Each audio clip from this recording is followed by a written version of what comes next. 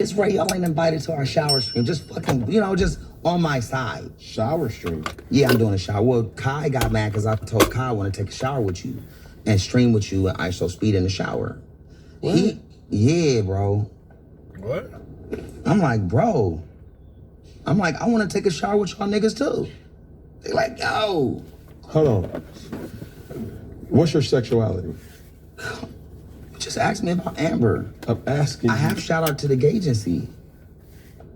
I shouted out to the gay agency. Actually, the gay agency's here. Dumpin' D, The Rod. They're the CEO. Do you play both ways? Come on, bro. I ain't never played both ways. Okay.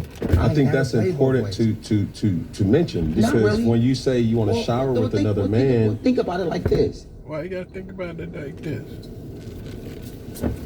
People's sexuality. Why? What does that matter? It does not. That's Then why. But why ask the question? Because it's just like the question that I asked in regards to you saying that you're not a brother. No, not you. Okay. I'm talking about in general. Like, why ask the question of what actual whole are people enjoying? That's what we're asking. Because somebody could be an ear fucker. What is they're not gay and they're not straight. They like fucking ear holes. Who are they? A new name of hole fuckers. It's irrelevant, right? Not in your position, but I'm saying, when I say like... What are you saying? What do you like to do when you leave the office and go home and close the door and you're in your world? And it is important for certain people to know. For me, I have a gay agency, and the agency takes care of everything LGBTQIA+, right? I'm proud of that. Mm-hmm. So we say pause, and there's a lot of gay fucking slurs going on, and it's fun, but these are my friends. Yeah, but just so you understand, after speaking with a person who was a homosexual. Who? Suge? No. Oh. He's definitely a homo. I love Suge though. Yeah. But the gay agency, shout out to gay, they know, they approve. But saying words like pause, saying words like no homo, that... I never said no homo. Yeah, but those, just to educate the viewer, those are all derogatory slurs. I totally disagree. No homo is derogatory. Absolutely. Okay. Pause is fun, and every time I said pause, what did I say? Shout out to the gay agency. I rest my case, Your Honor. Yeah, but that doesn't mean it's right though. That's extremely right, because not only am I having fun, I'm also respecting the gay community publicly, taking the risk of anybody saying, are you gay? Because I don't give a fuck, because I got gay friends. I got a lot of gay friends. I got a lot of trans friends. Yeah. But are you though? No. Okay. But what I'm saying is, when you say no, when I say no, I'm not gay. And when I say I have trans friends, but no, I'm not trans. I want to make it clear that there's nothing wrong with being that. It is nothing wrong with that. When somebody calls somebody gay, I take it personally because I have gay friends, because I'm saying, you're calling me gay. What are you saying? Yeah. You're saying gay isn't cool? Because that's how I'm taking it, because I have gay friends. Well, take it this way. No, you didn't call me gay. Okay. Some people say you gay ass nigga. I'm like, or anybody when they use the gay slur to somebody, as if like Suge is saying that me and Puffy are lovers. You heard that? That's shit. Bro, you see that? Yes. Hold for sound. That's what she told me last night. Right when I said Suge said, and Puffy, this shit, the storm came down. I'm telling you, bro, the demons are out, bro. This shit dark, bro. Okay, bro. Like the demons are out tonight, bro. I'm telling you right now. Say what? There's nothing angelic about us. We have brought the fucking darkness to this place. Bro, you're gay, bro. We brought it. Admit it, bro. We brought the darkness, bro. Oh, there you go. Are these? We brought the fucking darkness, bro. Hey, bro. We only got a little bit of time left. I gotta tell the truth. But tell it, quit lying. NEM, Toto, NEM, Toto, NEM, Toto. Go get in the shed. It's stormy. Y'all saw The Wizard of Oz? Love that movie. That nigga sick. Okay, right here. So, I got this from you. That This is it's comfortable.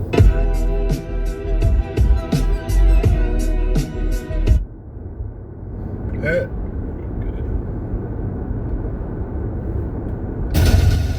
Yo, what's up, guys?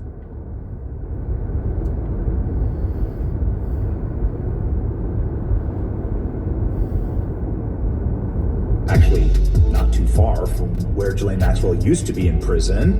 Get ready.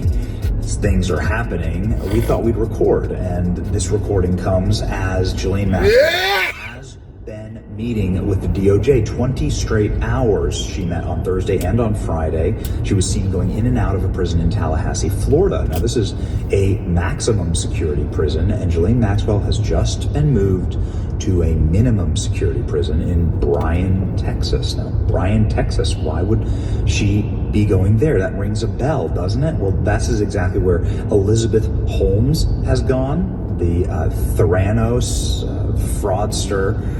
This is for white-collar crimes. You've heard perhaps some of the Real Housewives have gone to this prison. This is where you put people who you have minimum security risks for. This is a non-violent prison. This is a prison where you're allowed to roam freely the grounds. This is typically a prison that you send somebody when they're about to be released from federal custody or when they are cooperating witnesses. That's a big one right there. This is why I think Ghislaine Maxwell was just sent to this prison. This has been confirmed by the Bureau of Prisons. Ghislaine Maxwell was granted limited immunity to describe the engagements that Jeffrey Epstein had with over 100 named individuals to Todd Blanche, the second in charge at the DOJ. That limited immunity effectively has conveyed that she is working with the federal government to expose truly what Jeffrey Epstein did and what Jeffrey Epstein's operation was. And nobody would know better than Ghislaine Maxwell. Now, as I've said, and I don't ever want to be accused of this, I'm not sitting here simping for Ghislaine Maxwell. I'm not sitting here saying she should be free. She is, according to all available evidence, the monster who was totally in cooperation with Jeffrey Epstein. She was the one who was recruiting these women into this entrapment operation that they had going. So I'm not sitting here saying that she's innocent. I'm saying that here, what I'm saying is she knows everything. And if the major question on the mind of every American is, what was this operation? Was it an intel operation? Was it run by the CIA? Was it run by the FBI? Were they coordinating with foreign heads of state, foreign governments, the royal family, kings, sultans, prime ministers of Israel? There's only one person who would truly be able to answer all of that, and that is Ghislaine Maxwell. She's never done an interview with the government. She's never been allowed to speak. She didn't even speak at her own trial. And so she holds the answer to all of these questions. Is she being honest with the Trump DOJ? Well, to answer that question, you have to just look at these actions. She's being moved to a prison that only houses people who are cooperating with the feds, only houses the most non-violent offenders, so that this is a posh prison to be moved to.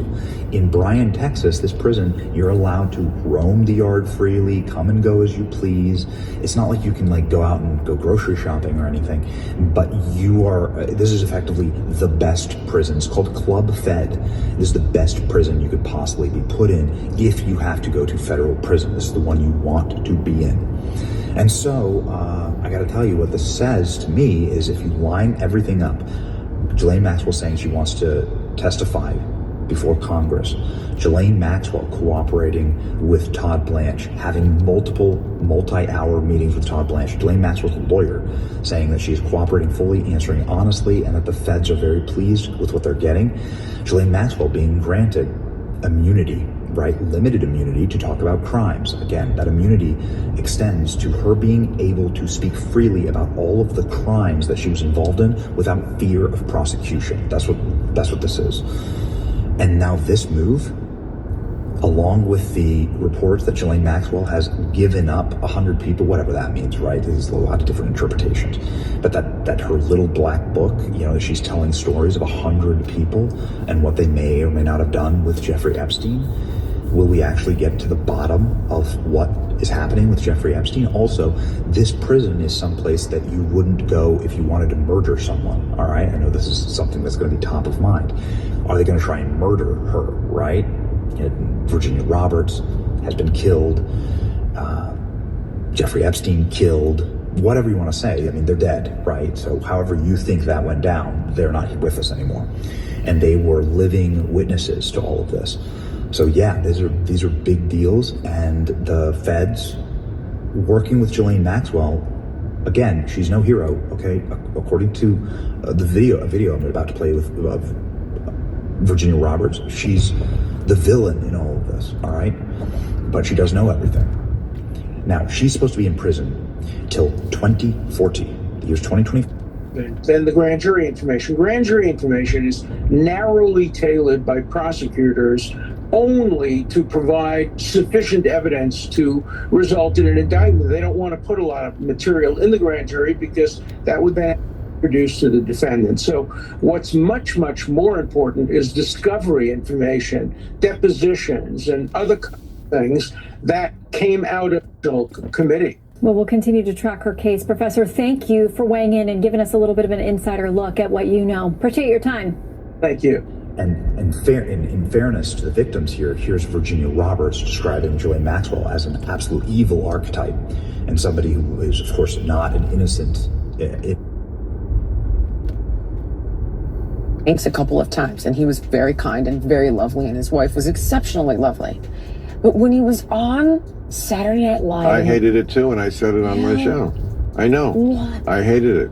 Wearing the MAGA hat, not shaking hands with a black person. Right. And that's when I thought, you people don't know MAGA people. No. I mean, they have their issues, and I certainly have my issues with them, but they're general. I mean, of course, there's some racists everywhere who are that bad, but generally, all the MAGA people I know have no problem shaking hands with the black person. You're just hysterical, and you're not helping. And nope, I agree. Not at all. That was deplorable squared. Not helping. Bill Maher is lighting up woke Hollywood, and it's turning into an all-out firestorm. The sharp-tongued comedian and talk show icon is done swallowing the smug, self-righteous lectures coming out of Tinseltown, and he's coming out swinging. His savage swipe at Hollywood darling Tom Hanks sends a clear message. Nobody's off limits in Maher's full-blown war against the woke agenda. And guess what? I've got every jaw-dropping clip queued up for you. First, here's the moment that sparked Maher's fury. Then get ready for his blistering verbal smackdown. If more folks went to church, we wouldn't be in this mess we're in now. You know what? I agree with you, Doug. I'd like to shake your hand, sir. Here we go. No, Oh, no. It's just a handshake. Yeah, it's just a handshake. Yeah, all right. You're welcome to Black Jeopardy anytime. All right. Well, thank you, my brother. Maybe I'll start a show for you to come on, and we'll call it What Jeopardy? So this was the narrative woke Hollywood tried to sneak into everyone's psyche. That MAGA supporters and Trump voters were nothing more than crude, racist stereotypes. It was slick, smug, and cloaked in the sparkle of so-called comedy. When the clip hit the public, the usual defenders leapt in with, "Calm down, it's just a joke," claiming that anyone who didn't laugh must be humorless. But here's the part they always skip. Comedy isn't harmless. Like film, music, or media, it wields cultural power. It can shape minds, reinforce prejudice, and manipulate public thought, especially when it comes from a megaphone like the mainstream. They want to ridicule half the country under the mask of satire, then run for cover behind the "it's just comedy" excuse when called out. But we're not falling for it, because when the joke always targets the same people, conservatives, Trump backers, that's not humor, that's propaganda in a punchline. This very issue flared up again on a recent episode of the Club Random podcast with Bill Maher. And here's what he had to say about the clip. You people don't know MAGA people. Nope. I mean, they have their issues, and I certainly have my issues with them, but they're general. I mean, of course, there's some racists everywhere who are that bad, but generally, all the MAGA people I know have no problem shaking hands with the black person. You're just hysterical, and you're not helping. And Nope.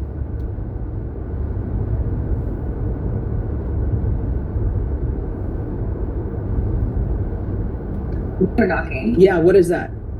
going and knocking on a door and running. But why is it knocking? That's what. Why isn't it Caucasian knocking? Why isn't no? Why isn't it Caucasian knocking? Why isn't Asian knocking? Why isn't some other knocking? Why is it called that? No, that's just the way they say it. No, that's the way you say it. Welcome to Bench Report Court Cam. Right, okay, so what is happening with this case? We have we're turning our prepaid court, Your Honor. Yes. And are you all ready to proceed?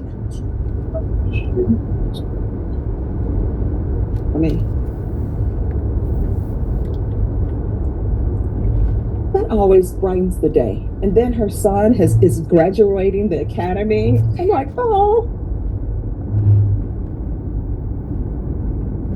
All right, could I have a file stamp for a plea, please? Sorry, No problem. gotta get back with everything.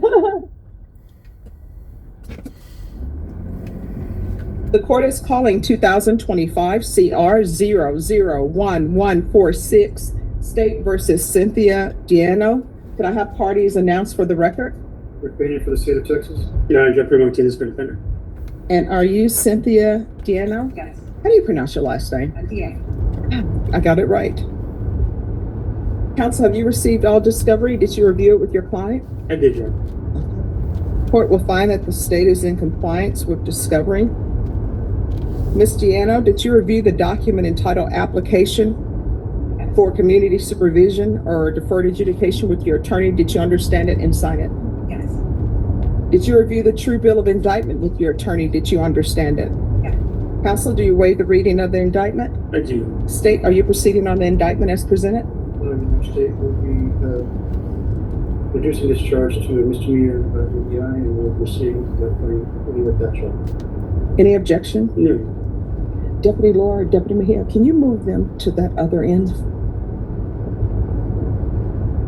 All right, we're back on the record. Ms. Diano, did you review the court admonishments with your attorney? Did you understand it and sign it in all the appropriate places? Did you understand the state is proceeding on the lesser included offense of assault bodily injury as a Class A misdemeanor? Range of punishment is anywhere from up to a $4,000 fine and up to 1 year in the Bexar County Jail. If you have a plea bargain agreement with the state, the court does not have to follow your plea. If for any reason the court does not follow your plea and gives you more than you bargained for, the fact that you entered a plea will not be used against you and you will be allowed to withdraw your plea. Did you understand? Oh, you didn't understand that part? so, Well, so let me explain to you. And then if you don't understand, let me know. I'll help you and your attorney discuss it. So you're entering into a plea bargain agreement with the state. You understand that part? Whatever agreement that you have worked out with the state, I don't have to follow that agreement. So let's hypothetically say they want you to have probation. If I were to tell you, I'm not going to give you probation, I'm sending you to jail, then you can withdraw your plea okay, because I have not followed your plea bargain agreement. Now, the conditions for the plea bargain agreement, that's something the court gets to decide. You understand? So if for some reason I don't follow your plea bargain agreement and I try to give you more than what you've bargained for, then you get to withdraw your plea and it can't be used against you if you decide to go to jury trial. You understand? And by that same token, if I don't follow your plea, then what can end up happening if you withdraw your plea, then the state can say, okay, we're going to have to go to jury trial. We're going to go to jury trial. And maybe they won't be going to jury trial on a Class A misdemeanor. They'll be going to trial on the injury to the elderly. Not maybe, that's what they'd have to do. You understand? All right, did you understand you have a right to jury trial, a right for you or your attorney to cross-examine and confront any witnesses the state would call in the right to remain silent? Did you understand by entering this plea you were giving up those rights? yes, And did you intend to give up those rights and enter into this plea bargain agreement? yes, All right. Did you understand if the court were to grant your application for deferred adjudication, if for any reason you were to violate your conditions of probation, I could revoke you and sentence you up to 1 year in the Bexar County Jail? Did you understand? yes, Counsel, has your client been able to provide you with any defenses? Yes, Your Honor. Do you believe she has a rational as well as a factual understanding of the charges against her? I do. Do you believe she's currently competent and was legally sane at the time of the offense? Yes. Ms. Diano, has anyone threatened you, coerced you, or placed you in fear to get you to enter this plea? Anyone promised you anything other than the plea? Are you satisfied with the way you've been represented? Yes. Are you a U.S. citizen? Court will find that defendant has knowingly and voluntarily waived her right to jury trial. Did you review the plea bargain page with your attorney? Did you understand it? Yes.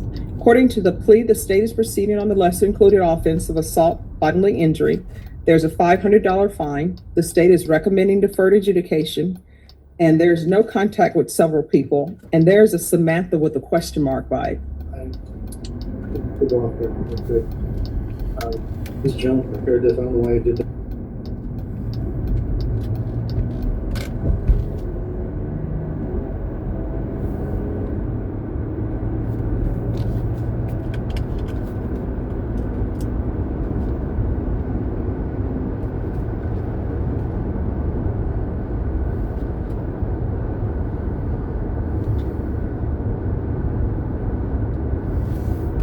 Do you understand that to be your plea bargain agreement? Yeah, but that lady actually has already assaulted me twice at my All right, so here's the thing. The only thing I'm looking at today is once I've gone over the admonishments for you and what your rights are, then what will end up happening is the state will present evidence, and then I'll make a decision on whether or not that evidence is sufficient to find you guilty. If I find that the evidence is not sufficient to find you guilty, then I'm going to find you not guilty and say that the state can prove its case. However, if there's something else going on between you and this other person, that is not before this court today. That's something else. So what I've just read to you, did you understand that to be the plea? Defense? Yes, sir. State? That's the plea. Did you review the waiver of appeal paragraph with your attorney? Did you understand it and sign it in both places? Did you understand by signing that you're waiving your right to appeal? The only items that can be appealed are written pretrial motions that have been filed, heard, and ruled upon by the court. Did you understand? Counsel, there be such motions? No. Outside the agreement, the state is requesting that your deferred adjudication be for a term of 6 months. There'll be 30 hours of community service restitution, TAP evaluation, follow recommendation, sober meetings, random UAs, and anger management. Did you understand that those are recommendations from the state and the court does not have to follow those recommendations? Then to the offense of assault, bodily injury as a Class A misdemeanor, how do you plead? Guilty, not guilty, or no contest? State any evidence. The honor defense has no charge. All right, and state, have you spoken with the complainant? We have. All right, thank you. State, you may be excused. Yeah. All right, did you review the waiver and stipulations with your attorney? Did you understand it and sign it in all the appropriate places? Again, did you understand you have a right to jury trial, a right for you or your attorney to cross-examine and confront any witnesses the state would call, and the right to remain silent? Did you understand that today the state will be presenting evidence in the form of witnesses' statements and police reports, but most importantly, there will be no live testimony? Did you understand? Court will find that defendant has knowingly and voluntarily waived and consented to stipulation of testimony and stipulations. Court will accept into evidence State's Exhibits 1 and attachments and review the same. All right, after reviewing State's Exhibits 1 and attachments, the court will find that there is sufficient evidence to find you guilty. The court will defer finding of guilt as you apply for deferred adjudication. Are we proceeding with sentencing? We would like to. All right, explain to me what's an N knocked? That's in the, that's in the police report. The officer said suspect 1 stated that victim 1 had N knocked on her door. And they knocked on their door trying to. No, I'm asking. Constantly. No. What is an N knock? Nigger knocking. Yeah, what is that? Going and knocking on the door and running. But why is it nigger knocking? That's what. Why isn't it Caucasian knocking? Why isn't no? Why isn't it Caucasian knocking? Why isn't Asian knocking? Why isn't some other knocking? Why is it called that? No, that's just the way they say it. No, that's the way you say it because that's what you said. That's what they. That's basically right. I don't know what else to tell you. No, I'm just trying to figure out why would you call it that? It wasn't to be racist. The kids just kept knocking and knocking on my door, constantly doing that to me. They live upstairs. I did not touch this kid, and I really don't even want to sit here and plead to say that I did. Oh, you can go. We can have a jury trial. I don't want to do that because he says that's not the best thing to do.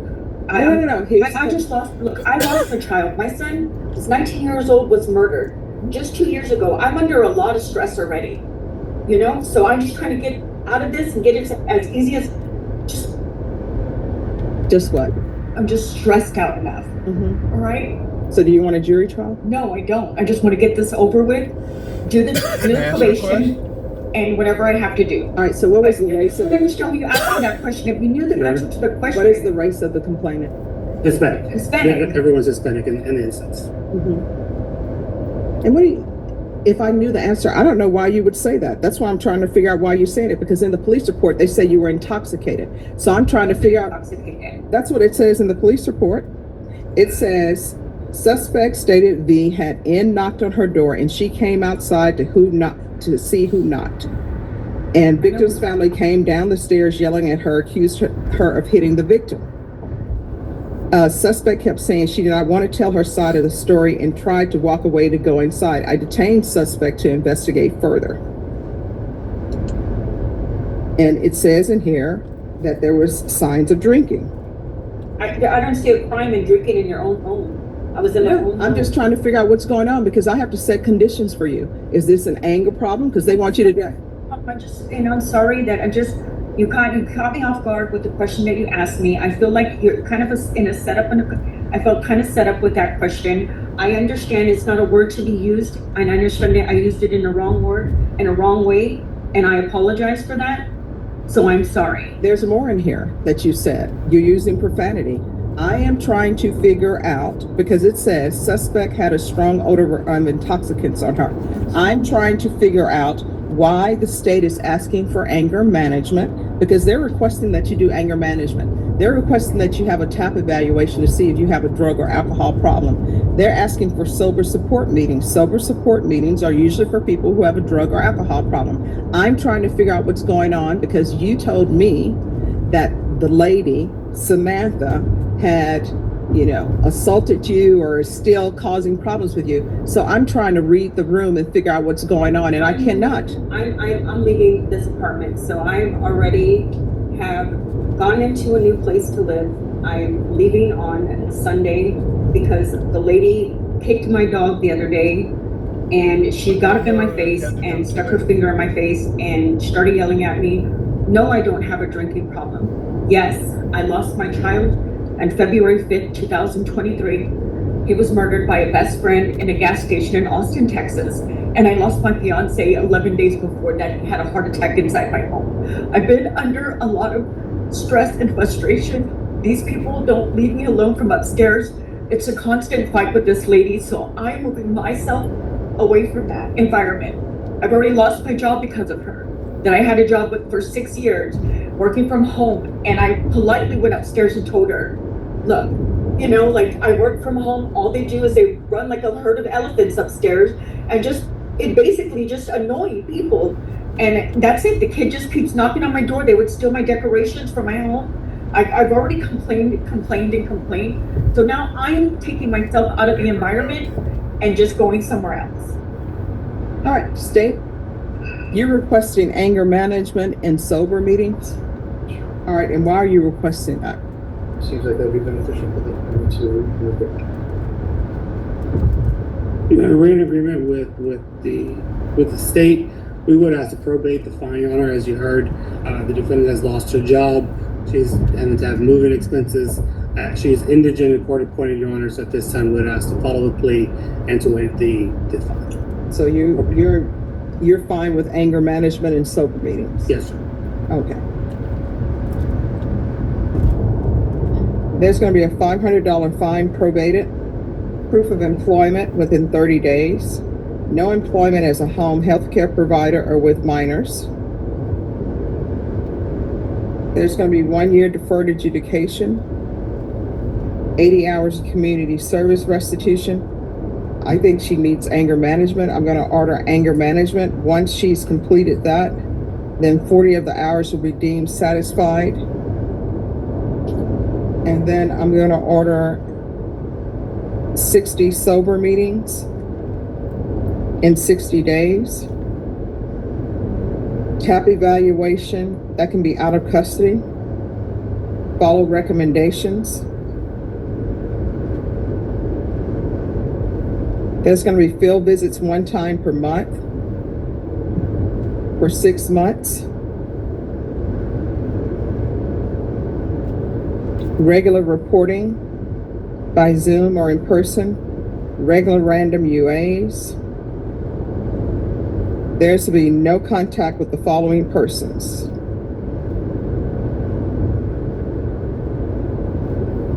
Danny Ibarra, Samantha Coronado, and Brenda Espinoza. Probation, is there anything else she needs? Is there anything else you need from the court to be successful?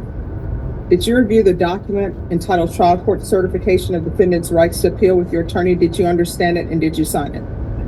Because it's a plea bargain agreement, because I followed your plea bargain agreement, and because you waive your right to appeal, you do not have the court's permission to appeal. Do you understand?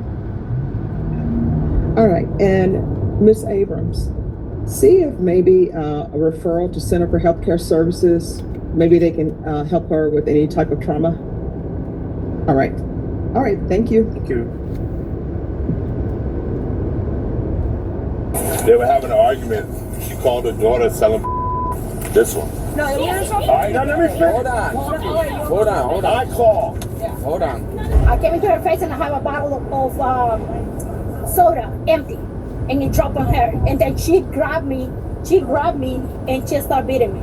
So I tried to defend myself. I'm down on my knees like this on the ground with her in my hair. So I took this hand to grab her face for her to let me go. And then he got in, so we got up. And Gremler's like, stop. Eye to eye. Why are you talking about my daughter? She said it twice. She stood up and went to walk back to the door, and she attacked her from behind. All day she's been complaining and bitching. I keep the peace. I tried to be quiet, walk away, but she's still sitting in the backyard talking shit. And talking about my daughter. She keeps talking. She's jealous about the 18-year-old.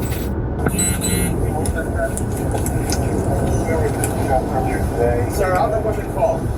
Hello. Hello. I called earlier today. What happened was, they were having an argument. She called her daughter selling this one. No, All right, now let me finish. Hold on. I called. What happened was, they were arguing. All right?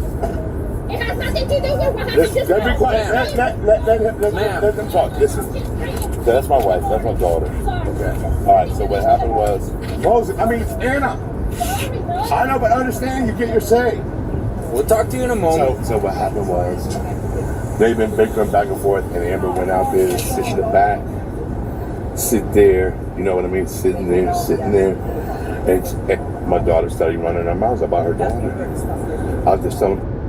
So she goes over there and gets close to her. She's sitting down and tells her, "Why are you talking about my daughter's house?" And she stood up like this, went to walk away, and she attacked her from the chair, which she did.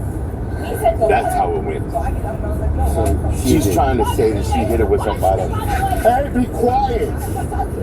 Be quiet. You don't. Sir, hold on. Let me the officer's gonna take your statement. Can you do me a favor? Can you grab me IDs, please? For them? For everybody, yeah. I think she got hurt. Okay. Can you grab me theirs? My purse should be my. All right, ma'am. Do you need us to call you rescue? No, I think I should be fine. I don't know what the fuck she did to me, but I It's okay. Okay, relax. Yeah, if you can get me your IDs. Give me my ID. Okay, so can you explain to me what happened? She's been having problems from early. Another things that has nothing to do with me. Okay. But she kept talking about my daughter and my daughter. My daughter is 18 years old. So she sits in the back and she keeps saying, "Oh, your daughter is selling how you the fuck just let herself." She'll say, she has a boyfriend. She goes out. She knows that she's selling. Do you see her? She's selling pussy no matter what you say. And she going on. And I came into her face. Okay? I came into her face and I have a bottle of soda, empty. And it dropped on her. And then she grabbed me, and she started beating me. So I tried to defend myself. So you stood up and got I got up. You were sitting down. She was sitting down. She was sitting And down. she kept talking and talking and talking. And I came into where she was. I did. And the bottle that I had on my hand, it dropped. And then she thought I'd throw it to her, but I never throw it to her. So, and then she come and she beat me up. Yeah, that's what happened. She had a problem. Is there a kid in there? Yeah, but my child was in the room. He never seen none of this. He was in the room. How old None of is the He's 8. He never seen none of this. Neither of the other kids. We have a 9-year-old in the back. She has a 9-year-old in the back. And her She daughter. lives here too? Yeah, she lives in the back. And the grandmother is trying to beat her because she can't stand her. Her grandmother is trying to get rid of her and she will not leave. So the police. This all started. My friend was here. We've been together for like. He was my brother-in-law. Okay, he moved down here. We worked in business.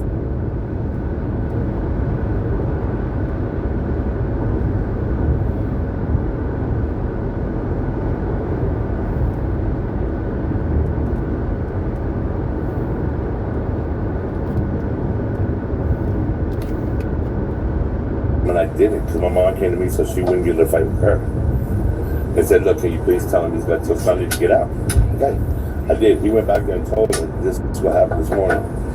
So me and my friend would sit here. Y'all probably know Vaughn Walker and y'all go to Linda Avenue all the time to answer calls for domestic. Anyway, she says that he's a sex offender and she don't want him around here. She used the excuse that her daughter feels uncomfortable. Now she's got her daughter talked into making a statement to that effect. But like the officer told her today, my mom's the one that's got to get rid of her because she owns a house. And he don't even go in the house much. She's here Tuesday and Friday, that's it. And whatever days we work. So that's how all this started today with her. Every morning, all day she's been bitching about everything. here, all this day. All day she's been complaining and bitching and bitching and bitching. I keep the peace. I tried to be quiet, I've been walk away, but cleaning. she's I still was in the room sitting back in the the moment backyard she keep talking shit. and talking about my daughter. She keep talking and talking and talking. She's jealous about the 18-year-old, and I can't send her. 5412.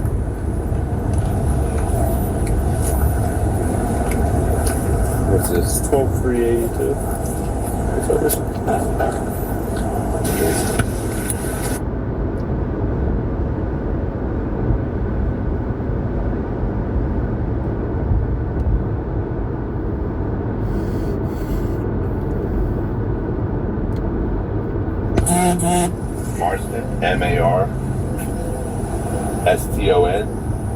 Okay. And Okay, and I don't know that yet. she just turned 15. She's my daughter. She just turned 15. She just turned 15. She just turned 15. Yeah, just a couple days ago. So that would be Seven or eight. Eight. Okay, what's the next one? Ryan. Arion. Marston. All right, so just so that I'm clear with everything that happened here, you witnessed the whole thing? Yes, I was standing 3 feet away from her. And what happened was, like I told you, she was in the kitchen cooking. And she kept running her mouth about her daughter sitting in the backyard. She went out to confront her. She got close to the chair where she was sitting like this. I had a bottle And of before soda she was bending empty down, on my hand. the bottle dropped to the ground, and she was telling her eye to eye. She wasn't touching nothing. Eye to eye. Why are you talking about my daughter? She said it twice. She stood up and went to walk back to the door, and she attacked her from behind.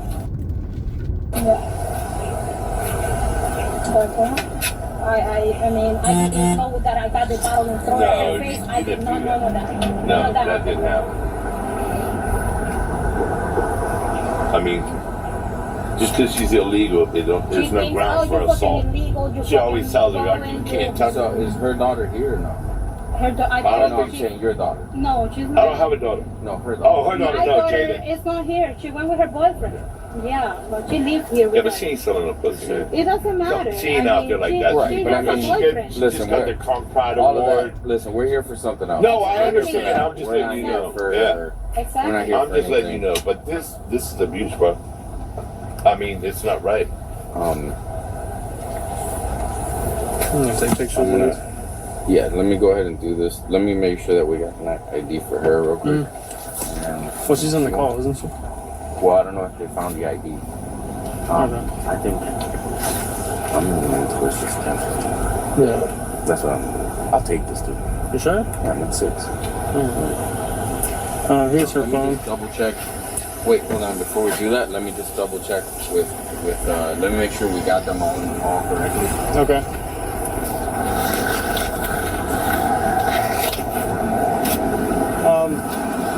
Just in case they're having problems finding your name, do you have a Florida ID on you? It's in Okay, the let's just make sure he's got it in the call. If not, we'll have to go get that, okay? Okay.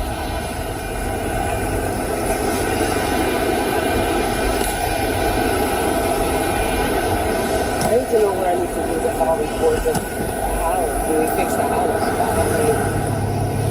Well, stuff like that you can report to DCF. Wait, Like, what's your main concern? it's the effect that that's going to have on my daughter being in the same room with that and the traffic at the house, people coming to the house that are sex offenders, that are not good people, that we have 2 boys in here that are 8 and 9, you know? We have the girls that are 18 and 15. And we have my grandmother that's 83. And then it's just us. Like, no one's helping take care of the house. And it's just the bad traffic coming in and out. And I can't do it by myself. That's why I did get so heated, like we're sitting there just talking and we can't. There's no man of the house, there's no one stepping out to do anything about the problem in the house. That's why Carla? today early on the Hi. Where can I park? Okay.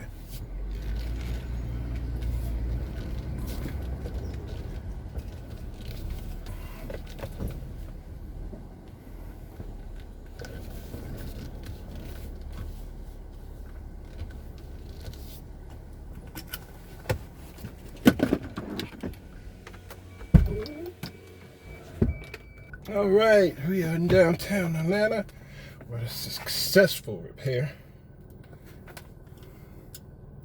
Now we're off to a town just outside of Helen, Georgia, which is a tourist site called Clarksville, to visit someone about their washing machine.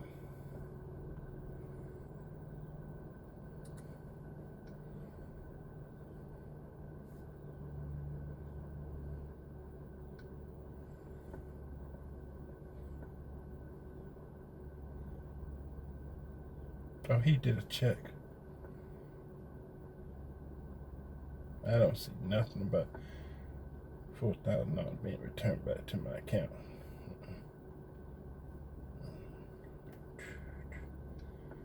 Okay, let's go to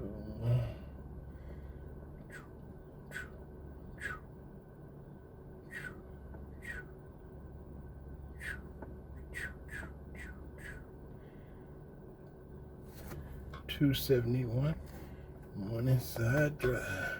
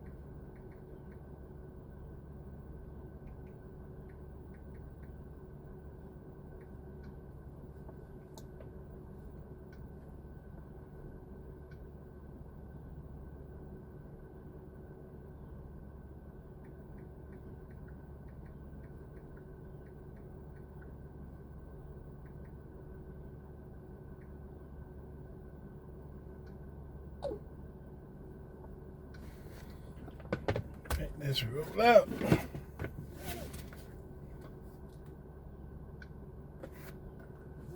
Negotiated a proper long-term What's proper? deal. Let's focus on the word proper. Where the What's detail proper holds to up. you? Where the No, detail... because you keep saying this, but you're giving no specificity okay. whatsoever. Well, I can sit here and name a whole bunch of random no, ridiculousness no. that means absolutely No, nothing because- at all. With respect, no, because they've actually announced a European deal where supposedly $600 So give billion specifics about what But you would Richard- like to see in an Richard, auction. Wait a minute, Scott. What's happening, everybody? Welcome to yesterday's news channel, where we watch CNN so you don't have to.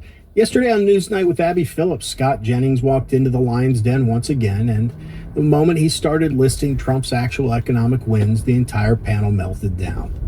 You'll see deflection, denial, and a masterclass in what happens when partisan pundits are emotionally invested in being wrong.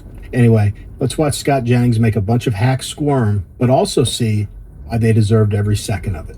Let's go. Put this in perspective.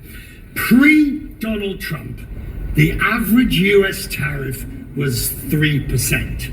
Today, the average US tariff is 17%, which is the highest level since Smoot-Hawley in the 1920s and 30s.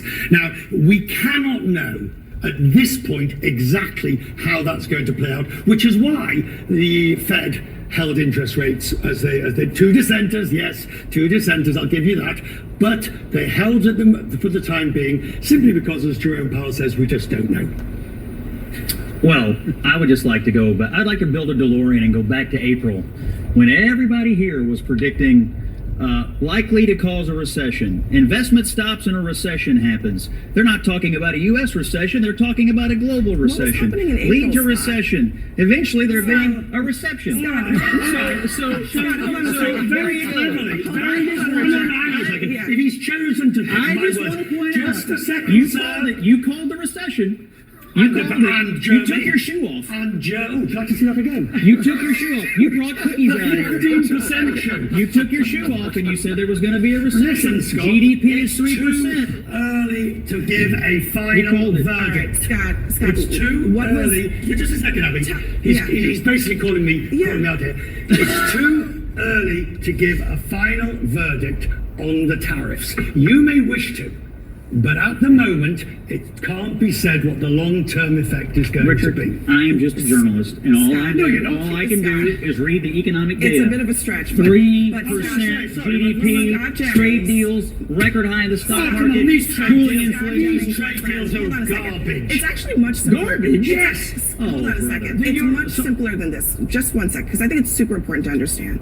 Scott, what was happening in April of this year, 2025? What was happening then? What did the president announce on that week, the first week of April? What did he announce? The president was implementing his Scott? Tariff agenda. And what were those tariff levels? And well, they were different for different countries. Okay, so but every single person predicted calamity. Calamity. Scott, you can't skip steps here. And there is none. What were those tariff levels? They were different. He had a chart for different not just countries. different. They were 2 to 3 times higher than the current tariff levels. Did those tariffs go into place, Scott?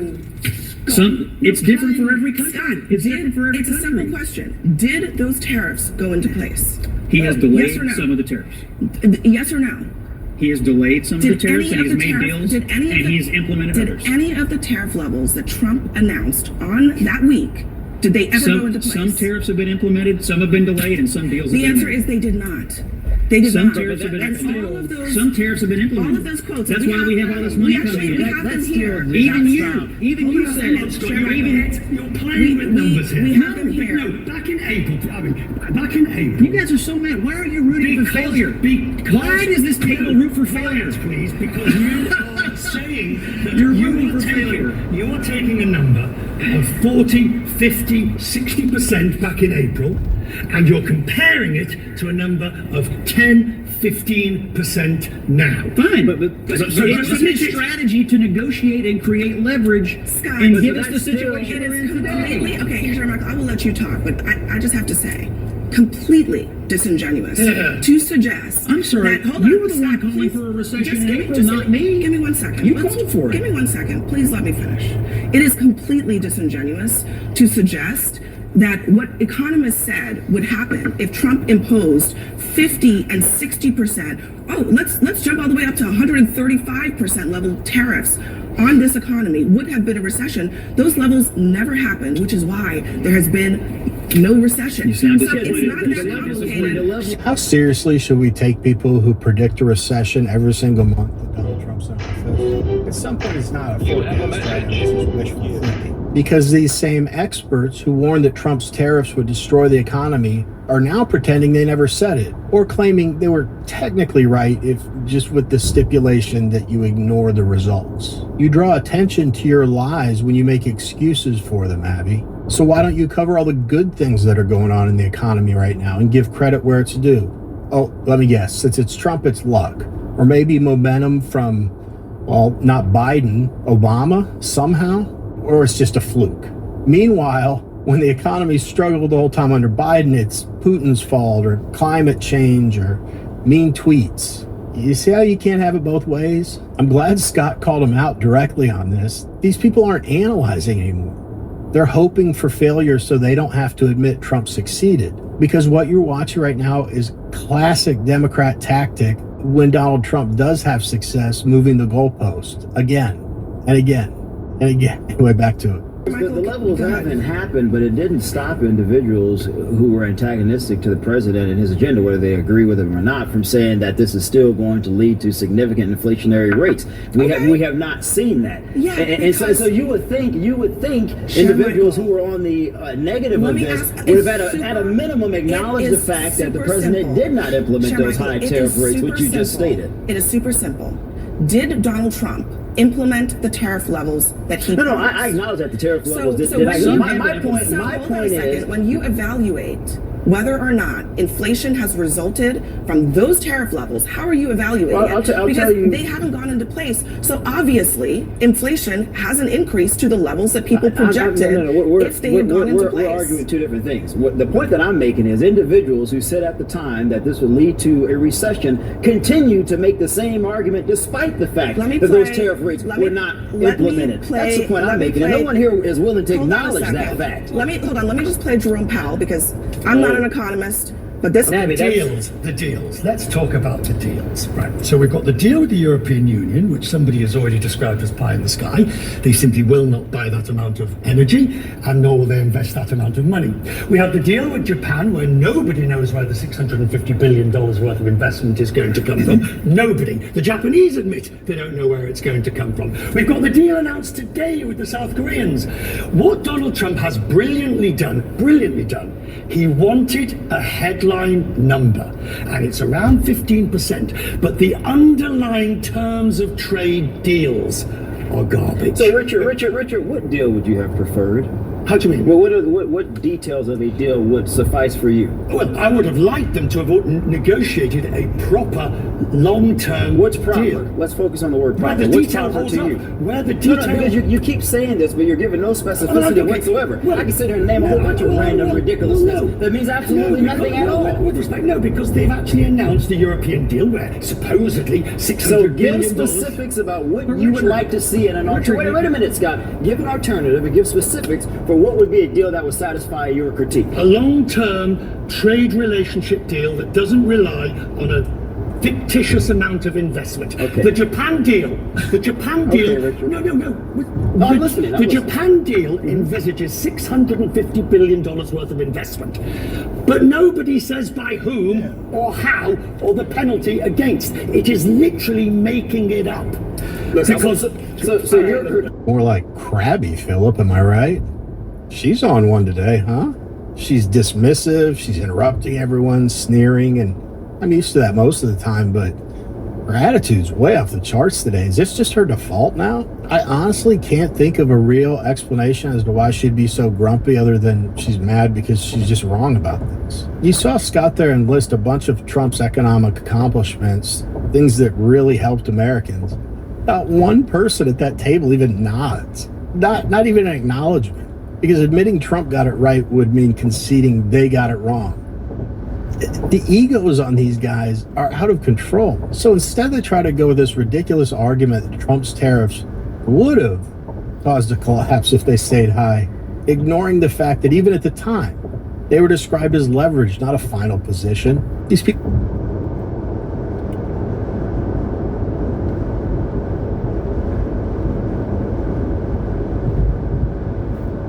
historically, we have only normalized white people. And so we've made white women's bodies, white male bodies, the norm. And we've made everything else less human, less beautiful, less real.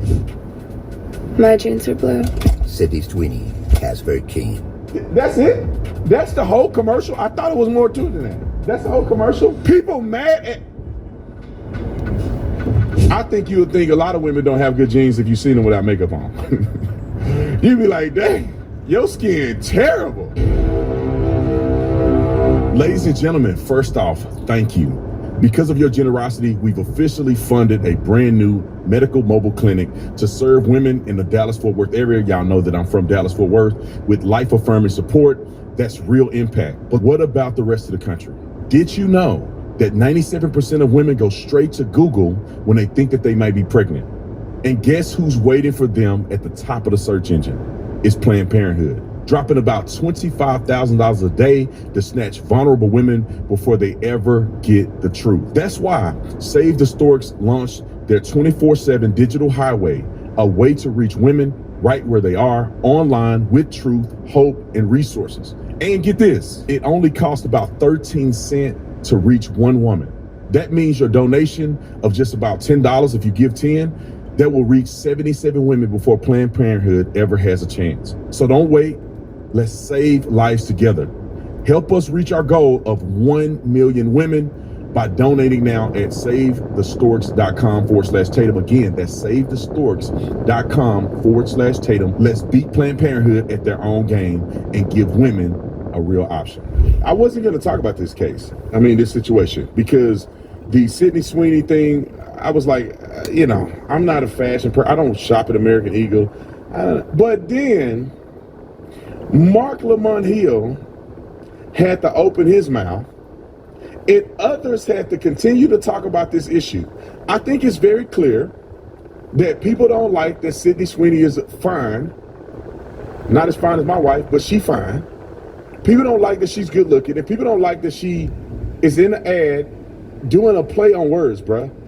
I don't think it was tongue-in-cheek to say she has good genes. Now, because she was modeling jeans. But even if she did say she have good genes, like, how has that got anything to do with necessarily race? Because there's ugly white people.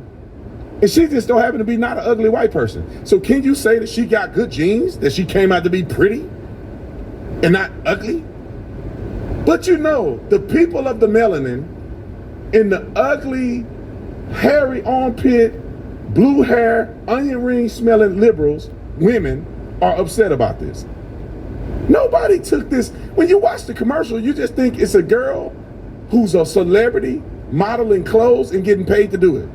And they try to do a little fancy play on words. It's because I got good genes. Now, if you somehow think your genes are inferior, you now become upset about this. But I didn't think nothing of it. And nobody with rational common sense did. They say, oh, that's a cool little ad. I like those jeans, I might buy them. But Mark Lamont Hill, the weakest black man on planet Earth that haven't come out to be gay yet. Now, I don't know if he's gay or not, but he just about as weak, right there on the borderline of being just as weak as being gay, right there. Roll the clip. You used the word normal and talked about it in the context of this white woman. White women are normal, but so are other people. The problem is, historically, we have only normalized white people. And so we've made white women's bodies, white male bodies, the norm. And we've made everything else less human, less beautiful, less real. And so when we say good genes are the ones that... What a load of crap. Honestly, I'm sorry, Mark. If I may jump in on my own show. What a load of crap. I saw Beyonce do a jeans ad. Everybody drooled over it. I loved it. Thought she looked hot when she did. Right? I mean, what are you talking about, man? This is... Let me ask you a straight question. Does Sydney Sweeney have bad genes? Yes or no? No. I don't think she has bad genes. Does she have good genes? Does she have good genes? No. Again, you're trying for these gotchas. If you just listen. Have good or bad genes? The whole point is to argue that good and bad genes itself is a bad idea. It's a racist idea. Why can't you have good genes, Mark? Why is it racist? If why can't you have good genes? All right, I'm going to respond, and I'm going to hope that you don't interrupt me as I answer. Okay? Because again, no one else has been interrupted except the people who disagree with you. What I'm saying is, the word eugenics literally means good genes. It literally means that etymologically. The point here is to judge human beings based on their genes, and to decide that you have good genes and you have bad genes isn't in and of itself a racist project. That's the point. So no, it's not that I think that I have good genes and you can't say anyone else has good genes. I'm saying let's get rid of the good genes narrative, particularly when it's based on hair and eyes and body type. Why? Because those things are racially coded. In other words, if I say that straight hair is good genes or blonde hair is good genes, and no, I'm not after watching an ad Googling someone to figure out their natural roots. You'd be shocked to know how many people don't do that. If I'm doing these things and I see your eye color and your hair as a sign of your good genes, then that means someone who has a different hair or eye color doesn't have good genes. And the last thing I'll say is, if you look historically at ads, it doesn't though, does it? Calm down. Hold on. Let me jump in on this show. Let me jump in. The girl has good genes. Like, how does it? There's black women that have good genes too. The people that you perceive to be pretty, they have good genes. And what is good genes? That means desirable, attractive genetic makeup. What makes a girl, like for instance, look at this panel. I'm not gonna make fun of nobody. I'm not. But the young lady in the middle, she got good genes. The young lady wearing black, her genes don't seem to be as good, right? The way her nose is, the way her smile, her facial expressions. Now we know these girls be caking makeup on their face like it's going out of style. But look at it. What's her name? Brianna? What's her name? Middle. Deborah. I always forget her name. Look at Deborah. Is that not? Look at her hair. Now she do work her hair a little bit. She probably put a little spritz in it. She probably dyed a little bit. Women do all kind of stuff to make themselves look a certain way. But would you say that her genes are different than the girl in the black? Now maybe somebody would prefer one over the other, but I just think that the one in the middle look healthier, happier, and have a better genetic makeup. Eyebrow combination is different than the girl that's wearing all black, that literally have clown makeup on. So I'm not trying to say one is bad or not, and I don't know who's a conservative and who's not. I'm just telling you that it's not abnormal and unfair to say that you think somebody have better genes than the other when it comes to appearance. When it comes to athletics, who has the best genes athletically? Black people. I'm generically speaking, the people who have the most prolific athletic gene is black people.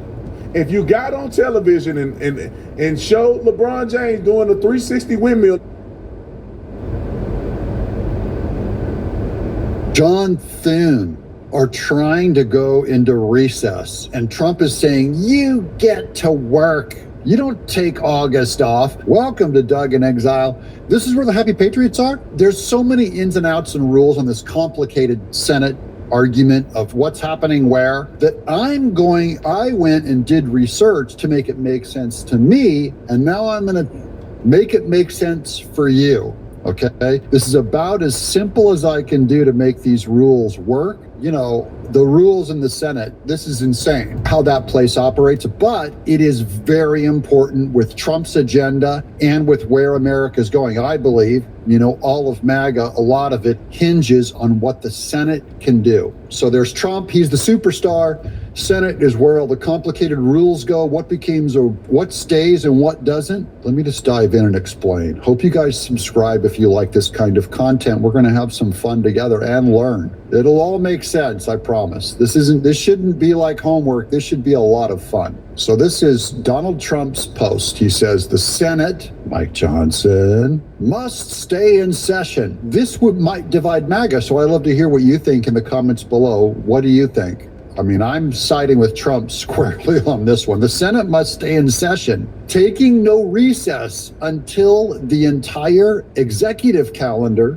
is clear. That's Trump's calendar is clear. Now, I saw videos of Thune saying that they want to take a recess, and Mike Johnson saying he's going to take some time off and he's going to be traveling around the world meeting with all these world leaders and doing all this political stuff. Big mistake from both Thune and Mike Johnson. Okay, big mistake.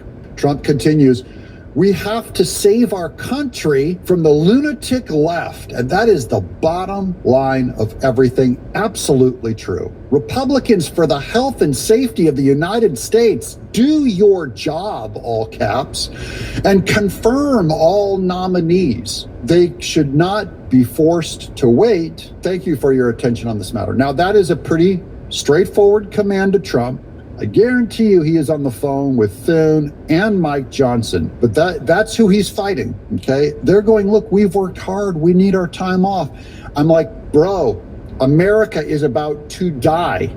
It is going to die. You have about 1 year before the 2026 midterms, and both of your majorities could get sopped up and lost, and Trump will get impeached, you morons. Now, you guys all know I'm a huge fan of Mike Johnson. Ain't no bigger fan of Mike Johnson and defender of him than me. But it doesn't mean I just support everything he does. If he does a screw up like this, I'll call him out and go, Mike Johnson, you are being a complete wussy, ineffective screw up. If you take this recess, it's like we have them on their back heels. You do not take the boot off the neck of the Democrats until that whole concept, until that whole movement is just done in the poo-poo, rotting in the tar pits, unable to escape forever. Your job is not done. You're not going to Disneyland. I know that you guys are sacrificing time with your family, but the American people have sacrificed far more than you. They nearly destroyed the country. Get to work. This is an emergency, and that's why I'm doing a video on this. Guys, this is going to be great. You're going to learn so much, okay? This is all about that. So that post sent a shockwave out, right? Throughout all of the internet and MAGA. This is Trump using very few words to have giant influence on the Senate. It's a direct call to the Senate Republicans to prioritize confirming Trump's pending nominees. These are judges. These are every kind of job you can imagine, the VA. And so he wants them okayed during the August break. Now, this is going to trigger a whole lot of rules, okay? In essence, he's pressuring them to clear the, quote, executive calendar, the Senate's list of presidential nominations that include, these are nominations he's done for judges, which we need Republican, conservative, MAGA judges placed, his ambassadors, cabinet officials, so that would be like Jeanine Pirro, and other executive roles before adjourning. This comes amid a backlog of over 100 nominees. Remember, the Democrats are not giving him his nominees. They're flat out saying no, including around 50 federal judges. So all of us who've complained about Judge Boasberg, he's the kind of judge that we need to offset with Trump's appointments that have been stalled largely by Democrat procedural tactics like holds and slow walking debates. That's like Cory Booker and doing their long debates so they can they're waiting for this session to go out this month in August. Trump's frustration stems from the Senate's inefficiency under Republican control. That goes to Thune and Mike Johnson, viewing it as a betrayal that hampers his ability to, quote, save our country. On Charleston White, and this time it's personal. See, it's one thing to have opinions. It's one thing to throw shots at celebrities, stir up controversy, go viral. But when you come for a man's child, when you put someone's son on blast just for clout, things can go from internet funny to downright dangerous. Fast. Charleston White is known for pushing buttons. He built a whole brand off of controversy.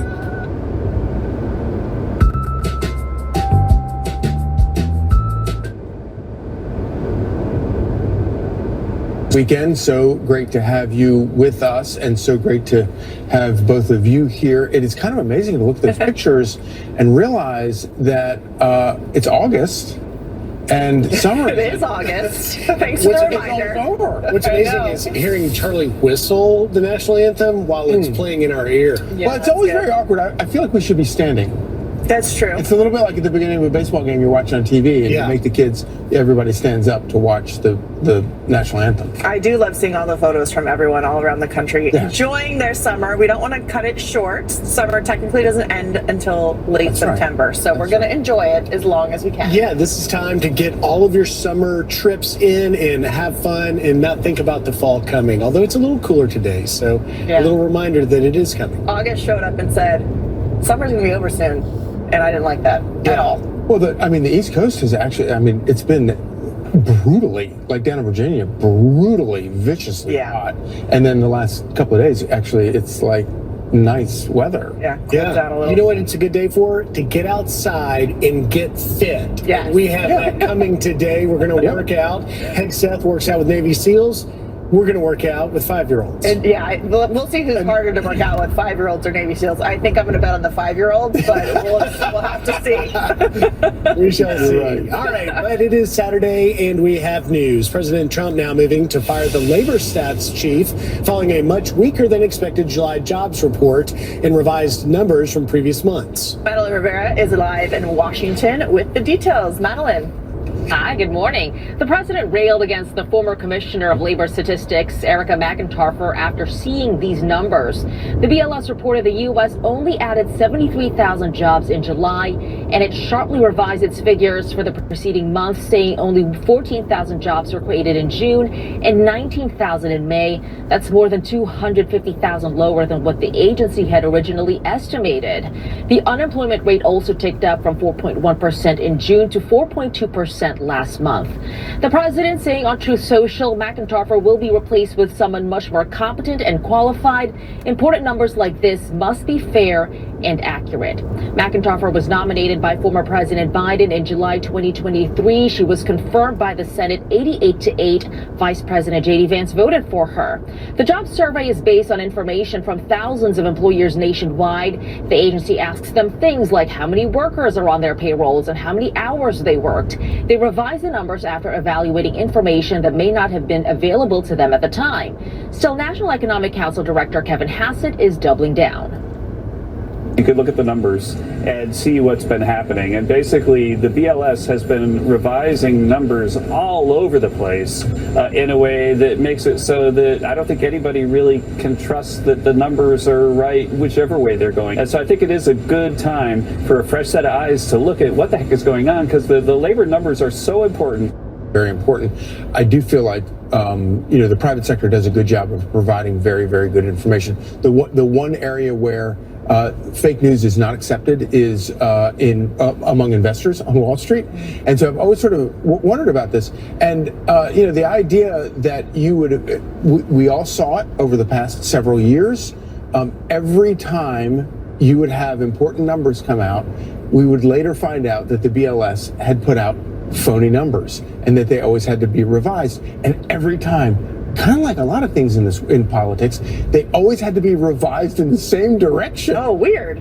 It's so strange how that works. Interesting. It's such a great point, Charlie. So in August of 2024, this same BLS chief, McIntyre, revised the jobs numbers by 818,000. 800,000. And you're right, it comes from the survey. And look, the markets took notice of the lackluster job report, and the president did, obviously, by reacting to this chief. But let's look at Trumponomics, the Trump economy. You can see, if you go by the numbers, inflation 2.7%, wages up 3.9%, the U.S. economy growing 3% in quarter two, unemployment rate ticked up 0.1%, manufacturing output up nearly 2%, and that tariff revenue $150 billion.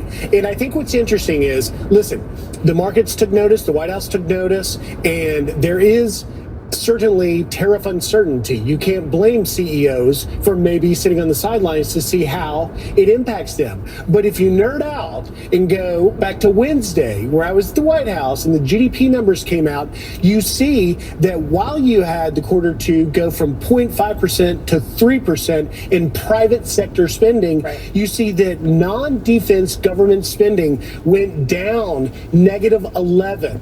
And that is a 100% reversal from the Biden years, which were driven by government spending. So the Trump economy is reversed that and driven on private economic investment. And that's why there is so much of the world looking at the opportunity. I think this is a time to wait and watch what happens, because you're looking at, listen, you got the Canada and Mexico deals hanging out there. Those economies are ancillary to our economy, but yet they depend heavily on us. That's likely going to go in our direction. The EU deal is a huge incentive for European countries to build and manufacture things where? In the U.S. Who are they going to hire? American workers. So I think the naysayers, even the Wall Street Journal had a piece out today saying the Trump economy stumbles.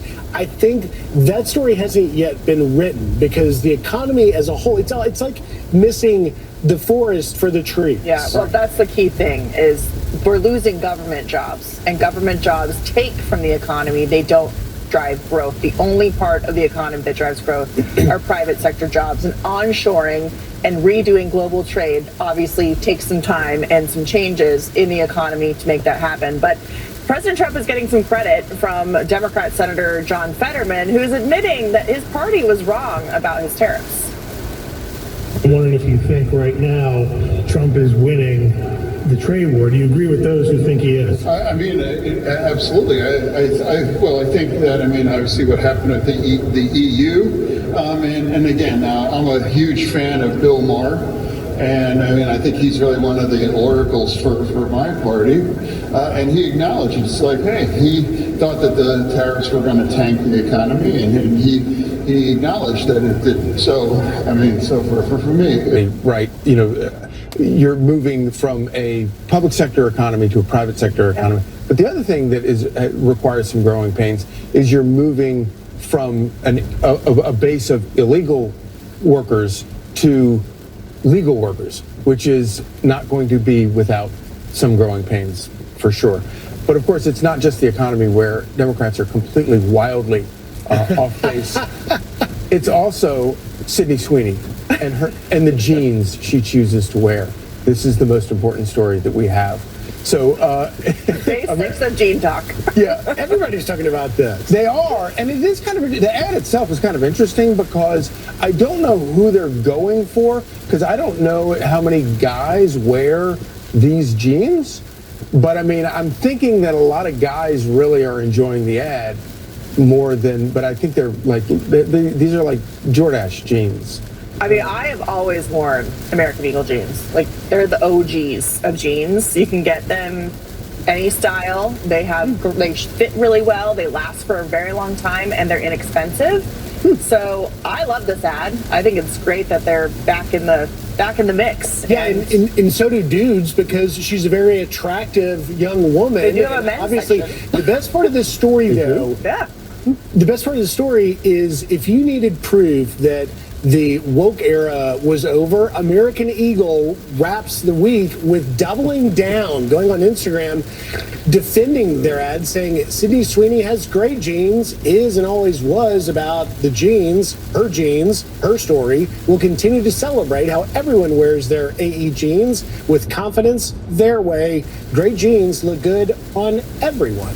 And this was obviously an ad for jeans, but also a way for the company's stock price to go up. So overall with the company, I think they hit $400 million market share as a result of this ad. And it's clear that they are over the 4 years of bullying companies into doing woke things that lost them a lot of money, and also as public companies got them into some legal, not American Eagle specifically, but companies in general, legal trouble, because they have an obligation to their shareholders to make them money, and they were making decisions based on being bullied by woke advocacy groups that were losing them money instead. So they're back to dollars and cents, and it certainly worked out very well for them this week, and we've been talking about it a lot.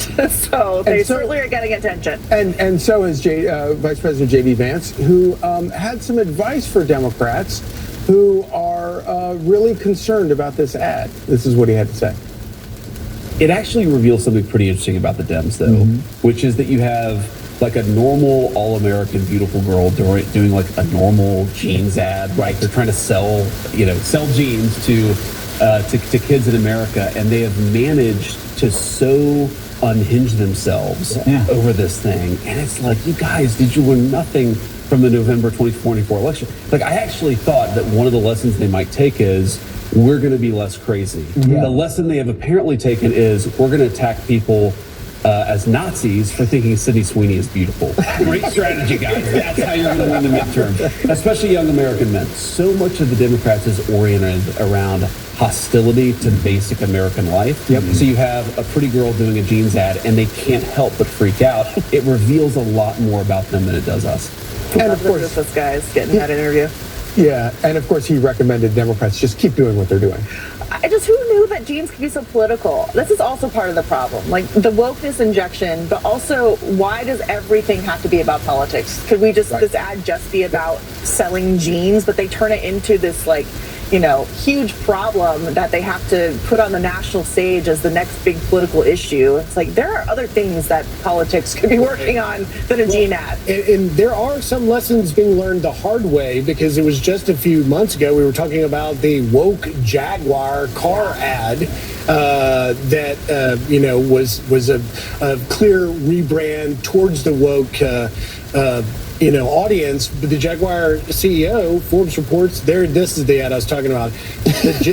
Wait, what is this? That doesn't make you want to buy a car? What is that? But the Jaguar CEO is stepping down now. So, yeah, not only do you not want to buy the car, you also don't want to buy any of his clothes. They did this ad and there was no car in the car ad, which is also very weird. Like, you're not selling those clothes, whatever those outfits are. You're supposed to be selling a car, and I don't see any cars. But you're so right. It's just everything doesn't have to be political. Okay, just chill. I can't wait to see what American Eagle does next. Yeah, exactly. Yeah. Okay, so a fourth arrest has been made 1 week after the brutal. The fallout and the rising concern over crime. Watch. Where we want to go as a city is only possible when residents are safe, and when, importantly, they feel safe spending time in our public spaces. And while the data shows the progress that we've made, it means nothing if the public perception does not match. And currently, too many Cincinnatians don't feel safe. City officials saying they will increase police presence in downtown, including a bike patrol and officers on Segways. And to free up officers, the governor will actually send state troopers to work highway patrol. So far, 6 people have been charged with aggravated rioting and felonious assault. 4 are in custody, and police are actively pursuing the other 2. And I want to warn you, the following image is pretty graphic. Police saying Jerome Matthews and another suspect ambushed the victims, one of them seen here. Before Matthews was bonded out of jail yesterday, his lawyer saying one of the victims actually started the fight when he slapped his client in the face, but detectives say they have proof that claim is not true.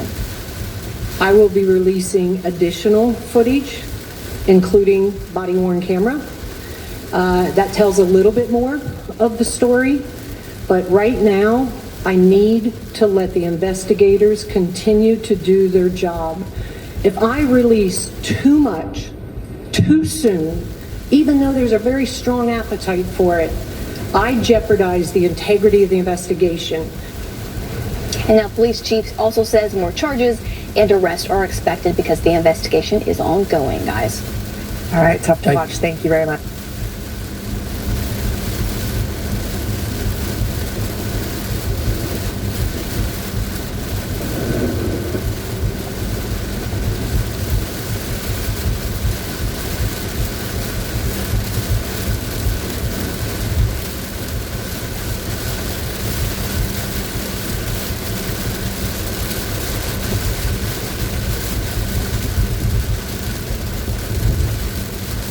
Indeed. Thank you, Chandler.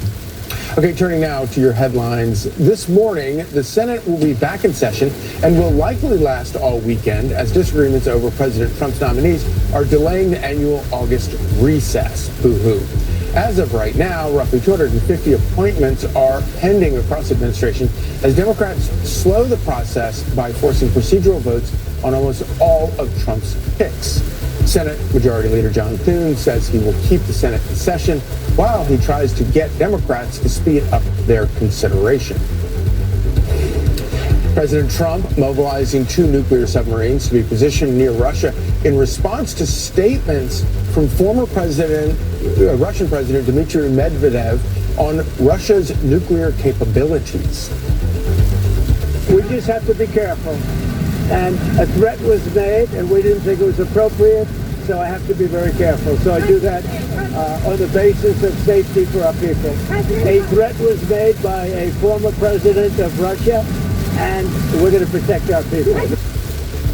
Trump adding on Truth Social, words are very important and can often lead to unintended consequences. I hope this will not be one of those instances. Tropical downpours are expected to hit the southeast today and tomorrow. Some areas from the Carolinas to Georgia may experience 3 to 7 inches of rain, which could cause flash flooding.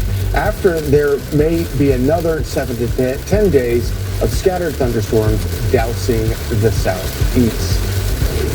And finally, Barstool Sports has a new punishment for the loser of their fantasy football league. If you finish in last place in your fantasy football league this year, you will be locked in a room with no phone until you finish reading every single page of Kamala Harris's new book. And when you finish all 500 pages, you will be required to give the entire league a presentation. And if that presentation does not pass ChatGPT standards, we will have ChatGPT, if it was a good presentation or not, you will then be required to listen to the audiobook for 24 hours straight.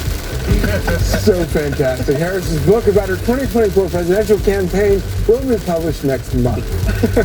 There was as usual, Babylon Bee often produces the most accurate news there is, and pointed out that they could replace waterboarding with the audiobook of her new book. This is the greatest punishment. I am immediately proposing this across all 4 of the Jenkins fantasy leagues. Nice. I had a league a couple years ago. I lost, and the loser has to go wherever the league decides. They have to go and do it 24 hours. And the city had to go to International Falls, Minnesota. It was like -20.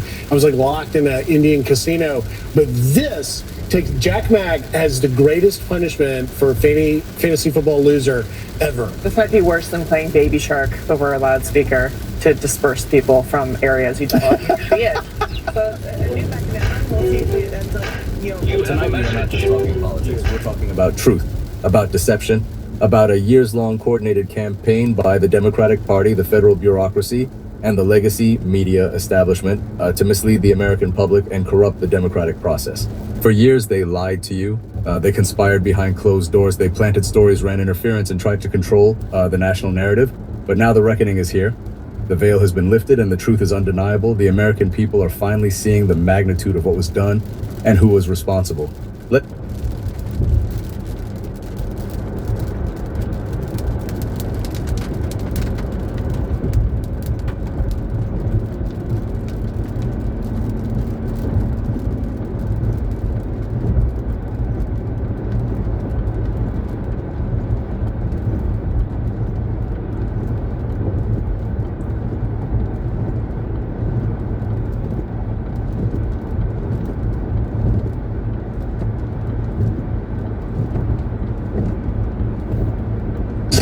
That I had a problem. Earl Campbell was once the definition of unstoppable, but today, the NFL Hall of Famer is a shadow of that legend. He's gone from failed business ventures to addiction struggles, and now the toll football is taking on his body. My Bowflex machine and working out, I find that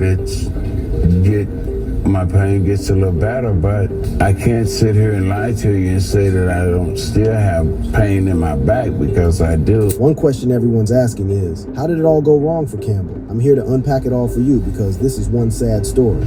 When heroes fall.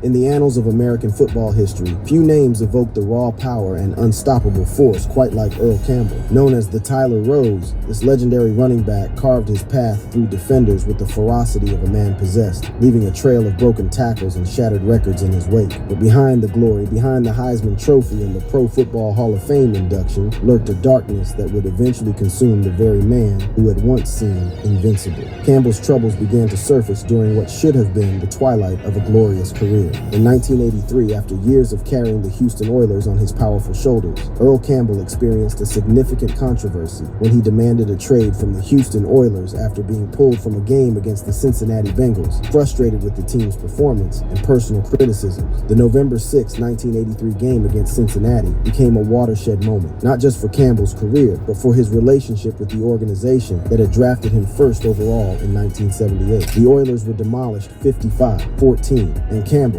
feeling the weight of both the team's failures and what he perceived as unfair criticism, reached his breaking point. "I'm tired of hearing every week how I'm too dumb, washed up, too dumb to read holes, can't block, can't catch the football," he stated, his frustration boiling over into public view. This outburst reflected deeper issues brewing beneath the surface. The Oilers finished the 1983 season with a 2-14 record, tying for the worst in the league. For a man who had led the NFL in rushing for 3 consecutive years from 1978 to 1980, watching his team struggle while facing criticism about his own abilities was a bitter pill to swallow. The trade demand wasn't just about football, it was about respect, dignity, and the recognition of what he had given to the franchise. Campbell was eventually traded to the New Orleans Saints on October 9, 1984, reuniting him with his former coach Bum Phillips. But by then, the bloom was definitely off the Tyler Rose, and what should have been a triumphant reunion became a painful reminder of what time and where had stolen from one of the game's greatest warriors. His transition to life after the game wasn't that great either. Professional athletes often struggle with the transition from sports to business, but Campbell's post-football entrepreneurial journey would prove particularly tumultuous. Earl Campbell founded Earl Campbell Meat Products in 1990, turning his passion for making sausage into what initially appeared to be a successful business venture. The company produced a line of smoked sausages and barbecue sauces that gained popularity throughout Texas and beyond. However, success in the meat business would prove elusive. In 1999, Campbell opened a restaurant to showcase his products and expand his business, but the venture was fraught with challenges from the start. Earl Campbell's Lone Star BBQ was located on 6th Street in Austin, a location better suited for nightlife than family dining. The restaurant struggled with high overhead costs and insufficient dinner revenue, leading to its closure in February 2001 after failing to pay rent. The restaurant's failure was just the beginning of Campbell's business woes. In 2001, Campbell's Austin-based food company, founded in 1990, and his restaurant faced bankruptcy. This financial setback was detailed in a Texas Monthly article from September 2001, which noted that a sausage manufacturer in Flatonia took on his debts, forming a new partnership called Earl Campbell Meat Products. "I don't know that business," Campbell admitted candidly in the Texas Monthly interview. "This was the first time in my life I ran up against a wall, that I ran up on something I just couldn't do." For a man who had built his reputation on never being stopped, on always finding a way through the defense, this admission represented a profound moment of vulnerability and human frailty. Perhaps no single incident in Campbell's post-football life generated more controversy than his comments about quarterbacks and race in 2019. In an interview with Kirk Bowles of the Austin American-Statesman, Campbell made statements that would spark widespread criticism and debate about race in sports. "Until the University of Texas realizes you have to have a black quarterback, and nothing against Ehlinger, you gotta have a talented black quarterback," Campbell told the newspaper, referring to then current quarterback Sam Ehlinger. "All these schools that are winning, even in the pros, have black quarterbacks. When guys are not open, something can still happen." The reaction was swift and severe. An article on the Big Lead called his statement the textbook definition of racism and factually inaccurate, citing examples like Trevor Lawrence and Tom Brady as successful white quarterbacks. Social media posts, such as those by Clay Travis, further highlighted the controversy, noting the lack of extensive media coverage due to what he characterized as narrative preferences. The comments were particularly damaging because they came from a beloved figure in Texas sports history. While Campbell was dealing with professional controversies and business failures, his body was paying an increasingly steep price for his years of punishing football. Earl Campbell's physical decline became increasingly apparent as he aged, with his aggressive playing style leaving lasting damage that would affect him for the rest of his life. In 2009, Campbell was diagnosed with spinal stenosis, a condition characterized by the narrowing of the spinal canal, which can cause severe pain, numbness, and weakness. This diagnosis would set in motion a chain of events that would lead to perhaps the darkest chapter of Campbell's post-football life. The man who had once been described as a one-man demolition team now found himself struggling struggling with basic mobility. Campbell often uses a cane, walker, or wheelchair for mobility, a stark contrast to the powerful runner who had once terrorized NFL defenses. The physical decline was not just about football injuries, it was about the cumulative effect of thousands of violent collisions, each one extracting a price that wouldn't be fully paid until decades later. These physical struggles would lead to an even more devastating battle, one against addiction that would nearly cost him everything he held dear. The stage was set for a downward spiral that would test not just Campbell's physical resilience, but his very will to survive. Addiction and rock bottom. The transformation from NFL superhero to broken man struggling with addiction represents perhaps the most heartbreaking chapter in Earl Campbell's story. The same body that had carried him to football immortality became a prison of constant pain, leading him down a path that would nearly destroy everything he had built: his relationships, his reputation, and ultimately, his will to live. Campbell's addiction stemmed from managing chronic pain caused by spinal stenosis, a condition that was likely exacerbated by the physical toll of his football career. The diagnosis came in 2009, but the pain had been building for years, a crescendo of agony that traced its origins back to every bone-crushing tackle, every collision with a linebacker, every time he had lowered his head and powered through the defense. Campbell underwent multiple back surgeries, with a notable revision laminectomy and spinal fusion in July 2008, aimed at repairing damage from previous procedures. Dr. Stan Jones removed 8 screws and 2 rods in a surgery 4 weeks prior to the report, as the hardware that was supposed to help his spine had become loose and was pressing against nerves. The irony was bitter. The very strength that had made Campbell legendary, his willingness to absorb punishment and keep running, had condemned him to a life of chronic pain. To alleviate the pain, his doctors prescribed high-potency pain medications, including Vicodin and OxyContin. What started as legitimate medical treatment would soon spiral into something far more sinister. Campbell's use of prescription painkillers escalated beyond medical prescription. He began mixing these powerful medications with alcohol, specifically Budweiser, creating a dangerous cocktail that would lead to his rapid deterioration. Reports indicate he was consuming up to 10 OxyContin pills daily, each washed down with beer, and also used hydrocodone. "I had no idea that the greatest drug pushers in the world are our doctors," Campbell would later reflect. A statement that highlighted both his naivety about prescription drug addiction and his sense of betrayal by the medical establishment he had trusted. The progression was insidious. What began as taking an extra pill or two when the pain was particularly bad gradually escalated into a full-blown addiction that consumed his daily existence. The euphoric feeling of mixing alcohol with the prescribed medication created a cycle that became increasingly difficult to break. Campbell began slurring his speech, pushing his family away, struggling to remember things, and allowing important business opportunities to slip away. I think I wouldn't want to say it was a 12-pack of Budweiser every day, but I'd say it was 4 or 5 beers every day. And whenever I felt like pain, I'd take 2 or 3 pain pills or something like that. The admission reveals the careful way addicts often minimize their consumption, even to themselves. What Campbell described as 4 or 5 beers and 2 or 3 pain pills was likely a conservative estimate of his actual consumption during the darkest days of his addiction. The turning point came in November 2009, when Campbell's sons, Tyler and Christian, staged an intervention that would literally save his life. The 2 young men sat their father down and told him they were worried for his life and would be admitting him to a rehabilitation facility. It was like, "Hey Dad, look here, we gotta talk to you." Christian said, Tyler said, "Christian, you tell him." Christian said, "No, Tyler, go ahead." Christian, go and tell him. I said, "Yeah, what y'all want? What you talking about? I mean, what's going on?" Campbell's initial reaction revealed just how disconnected he had become from reality. He thought his sons were going to tell him about getting married or having children, normal life events that a father might expect. The reality was far more serious. Christian says, "Dad, we gotta talk to you about something, drinking and taking those pills, and you know that's not right." I say, "Man, listen, the doctor, he told me to take them pills." He said, "But Dad, you know what you're doing. That's not the way to do it." The conversation continued with Tyler making the stakes crystal clear. So "No, Dad, you're gonna go because we gotta get this stopped because this is not what we want. And you're gonna mess right around and be like Michael Jackson, gonna be dead." The reference to Michael Jackson, who had died just months earlier from prescription drug overdose, was particularly powerful. Campbell's sons weren't just concerned about their father's health, they were terrified he was going to die. The drive to the barbershop after his son's intervention became a moment of profound self-reflection for Campbell. So when I was driving to the barbershop, man, I felt that small. I felt like I had failed at anything I had ever done because my children knew. I didn't care about Nothing. But my children knew what was going on with me. This moment of reckoning, seeing himself through his children's eyes, shattered the denial that had allowed his addiction to flourish. When I looked at myself in the mirror, going to the barber shop in the rearview mirror, I said, man, I can't believe I did that. I don't stand for nothing. I'm a failure. I've messed up. Campbell was admitted to a rehabilitation facility in Austin in November 2009, initially planned for 28 days, but extended to 44 days, reflecting the intensity of his recovery process. The transition from NFL legend to rehab patient was jarring and humbling. I got to the rehab center in South Austin, and the lady is talking to me, and I was like, hell, you gonna take my telephone? I got to have a telephone. I got to run the business.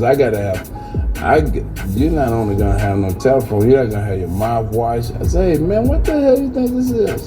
Tyler says, Dad, you should be shaming yourself acting like that. The moment of breakthrough came during group therapy, where Campbell had a pivotal realization. During group therapy, he recognized similarities with a heroin addict, leading him to accept his problem and commit to sobriety. This recognition that addiction was addiction, regardless of the substance or the person's background, was crucial to his recovery. One night after going to these little sessions about my group, which was like 10 or 15 people, I was in that meeting and I heard them talking, and I was participating in there, and that's when I figured I got a problem. And I went back to my room and I asked God to forgive me, to take that Budweiser and the hydrocodone away from me.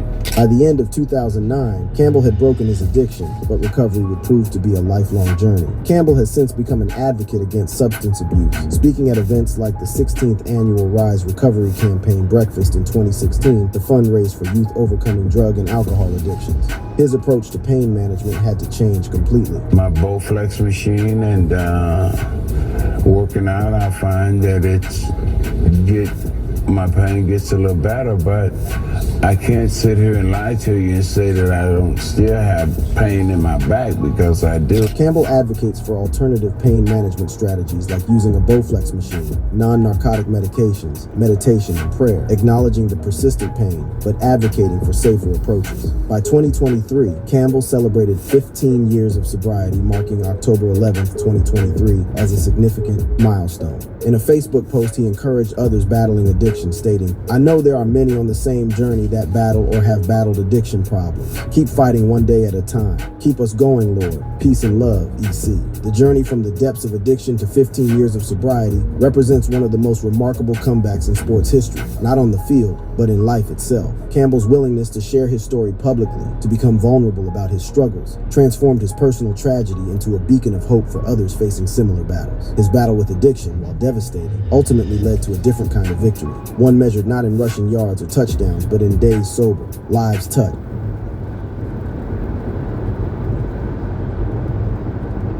A first-time caller out of New York. Renee, you are on the air. I'm calling from Harlem, New York. And Jesse, I've been listening to you for a while. And one thing I've noticed is that you don't like black people very much. Why do you say that? Because you love Donald Trump, but you don't like black people. And why you say that? Because of everything you say. Like everything you do. Like what, for an example, that I say that indicates I don't love black people? Well, you don't think there's anything called racism, for one, which is ridiculous. You believe racism exists? I think it's pretty evidently clear that it does exist. And what's the proof? Well, there's this thing called the Ku Klux Klan. Have you heard of them? No, I'm asking you, what is the proof that Have you heard of them? I heard of the NAACP too. Have you heard of them? Not the NAACP, the Ku Klux Klan. Is something wrong with your hearing? I've heard of the Ku Klux Klan, but what does that have to do with what? Are they still around? What does that have to do with this idea of racism? Well, they started racism in this country because they wanted to make sure that black people didn't get civil rights, which you don't even think there is anything called civil rights. And there is something called civil rights, but there's no such thing as civil rights. Renee, I do want to get to the civil rights thing, but give me proof that racism exists. Well, proof is the fact that this country wanted to hire that racist Donald Trump as president, and the man's a rapist and a racist who tried to have 5 innocent black men. You're not giving me. Give me proof. That's the reason, you dummy. Are you gay? Renee, Are you gay? Renee, Are you gay? Renee, give me proof that racism exists. I just did. Give me proof, Renee. I just did. And where is the what other things? Oh, civil rights. What are civil rights?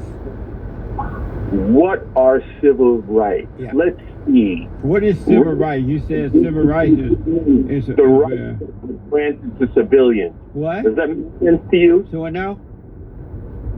Listen carefully. Rights that are given to civilians. What kind of rights?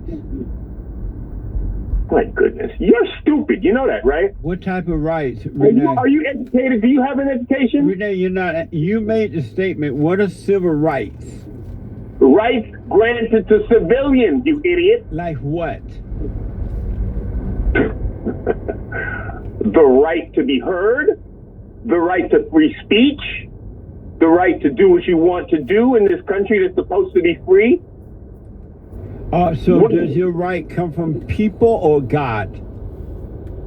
It comes from God and the people. And so people gave you civil rights?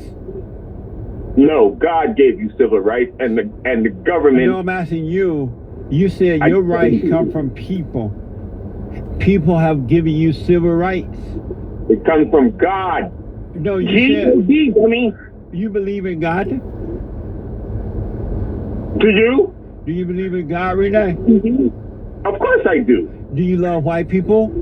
No. Do you? How is it that you believe in God and do not love white people? Well, listen carefully, okay? God is black. Jesus is black. Does that make sense to you? How is it that you believe in God and you don't love your fellow man? You don't love white people? Well, that's easy to describe. In the Bible, which you don't know nothing about, God made evil and he made good. Right? You following so far? You listening? Go ahead, Renee. All right. There are people that are put on this planet, to do just the evil that is done around the world. And which are you doing, good or evil? It's in the Bible. It says, which are you doing? Are you doing good, Renee? Are you doing good or are you doing evil? I'm doing good. And so to hate your fellow white people, is that good or evil? I'm hating evil. So in hating white people, you hate? I'm hating evil. Listen Renee, carefully. Renee. Very clearly. To hate white people, is that good or evil? Are you doing good or evil? What? Duh, you're stupid. What'd you say, Renee? The evil is in white people, dummy. Thank you, Renee. I gotta take a break.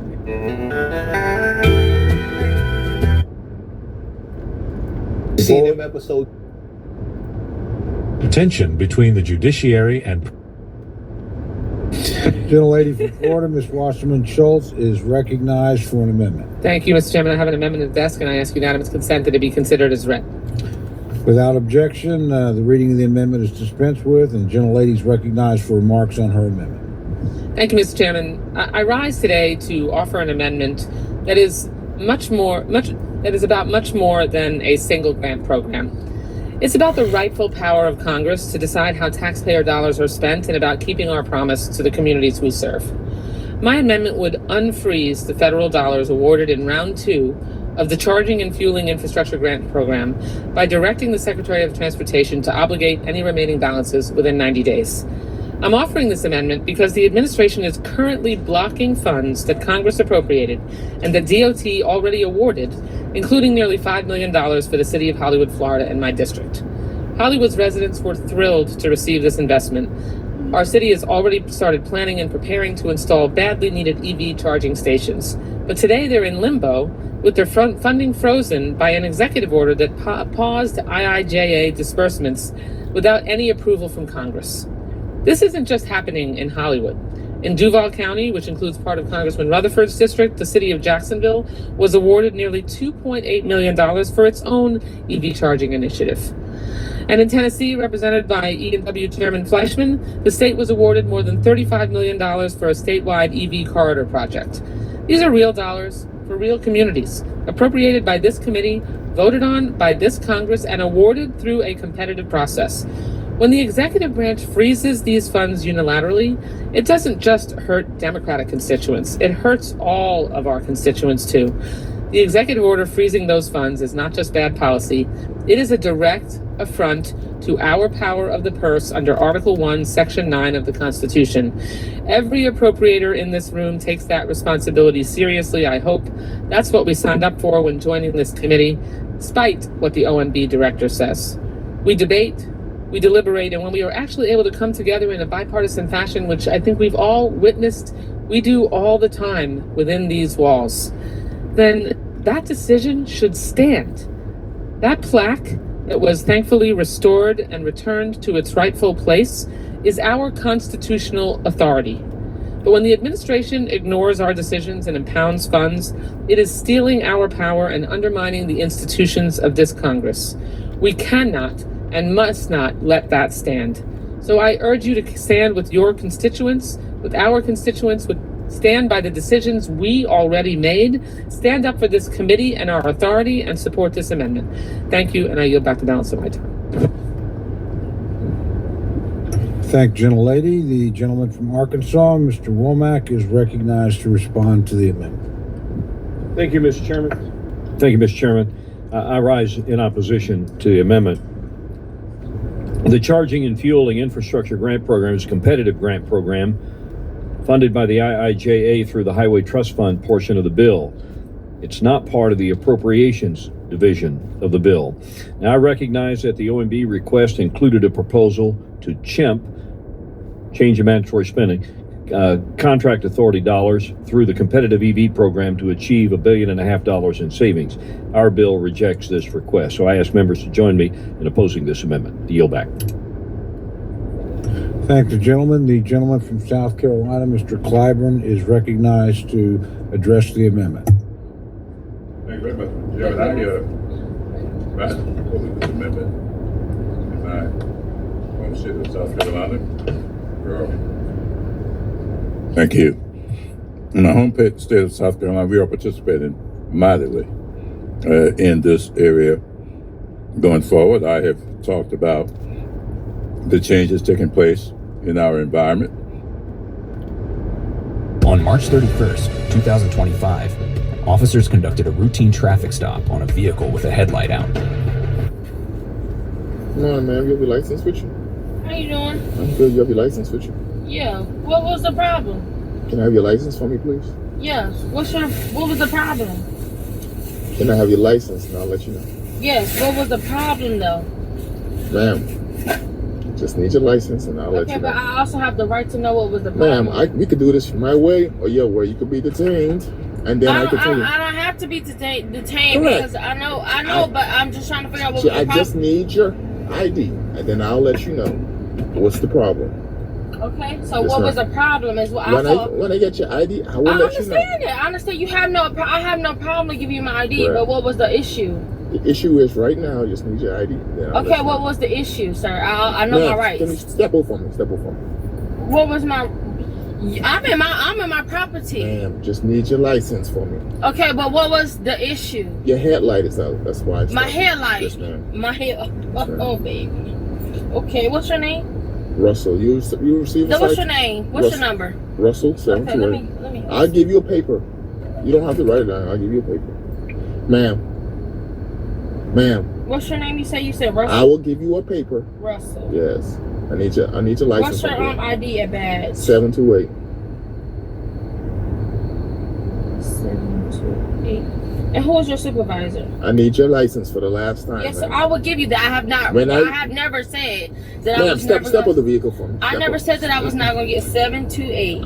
Step I out never step said out the vehicle I for don't me. have to because I never said that I was never going to give you what you asked for. Because I'm asking too many times. Because I There's no asked you what because. was the problem was.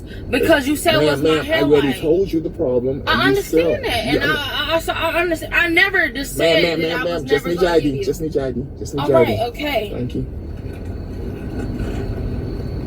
And I never said that I was never going to give you my ID. I simply pulled over in my neighborhood.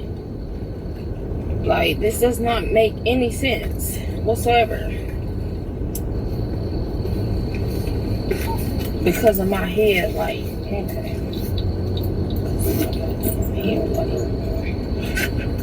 It makes no sense. It makes no sense. Ma'am, I need your ID. You're gonna get that. Put the phone. I'm giving Put the phone down. I need your ID. Need your ID. You're going to get my ID. I need your You're going ID. to get my ID, but you have no No, right to sit need there. your phone. You have no. You didn't. You have. I'm giving you my ID. Get it, ma'am. I'm giving you my ID Go right ahead. now. Give me your ID. You're touching me. I'm giving Give you. me- How can I give you my ID? You're touching me. Let me have your How ID. can I give you my ID? You're touching me. So your head camera. Ma'am. So how can I give you my ID? You're touching me. Don't touch me if I give you my head ID. I'm giving you the am multitasking. Like don't sit up there and do that to me. I'm not disrupting anything that you're saying to do, but Have a you're seat, putting have your a seat. hands on me. Have a seat. But you're putting your hands on Have me. a seat. I am, but you're putting your hands Have on a me. seat for I me. never said that I was not giving you my ID, but you're putting your Ma'am, hands on you me. showed him. You was a black man. have a It's seat. on your camera. Have a It's on seat. your camera. I know your Have a name. seat. I know your name. Put his hands on me. I'm calm, but he put his hands on me like I never said I would give you what you asked what you needed, and I said you could get what you needed, but you put your hands on me. He put his hands on me. Record the camera. The camera's recording it, and you put your hands on me. She look like. Yeah. Step back here for me. Come to the back of the car. Come to the back of the car. Ma'am. I'm okay. Ma'am, I'm okay. step out the vehicle. I don't need to gather That's- me. that No, is not- I don't need to gather me Listen. because you put your hands Listen, on me. get out of the I car. don't feel safe. I don't feel Get out of safe. the car. I don't feel Go to safe. jail. Get out of the car. I don't feel safe. Wait. Mama. Stop. Get out of the car. Stop. Stop. I don't feel safe. I'm not dirty. You talking about dirty. Get out of the car. Hell, you never record them with camera. You a white man. And you trying to do this to a black woman. Stop. Hey, don't turn around. Stop. Do not turn on that car. Stop. Stop. Stop touching me.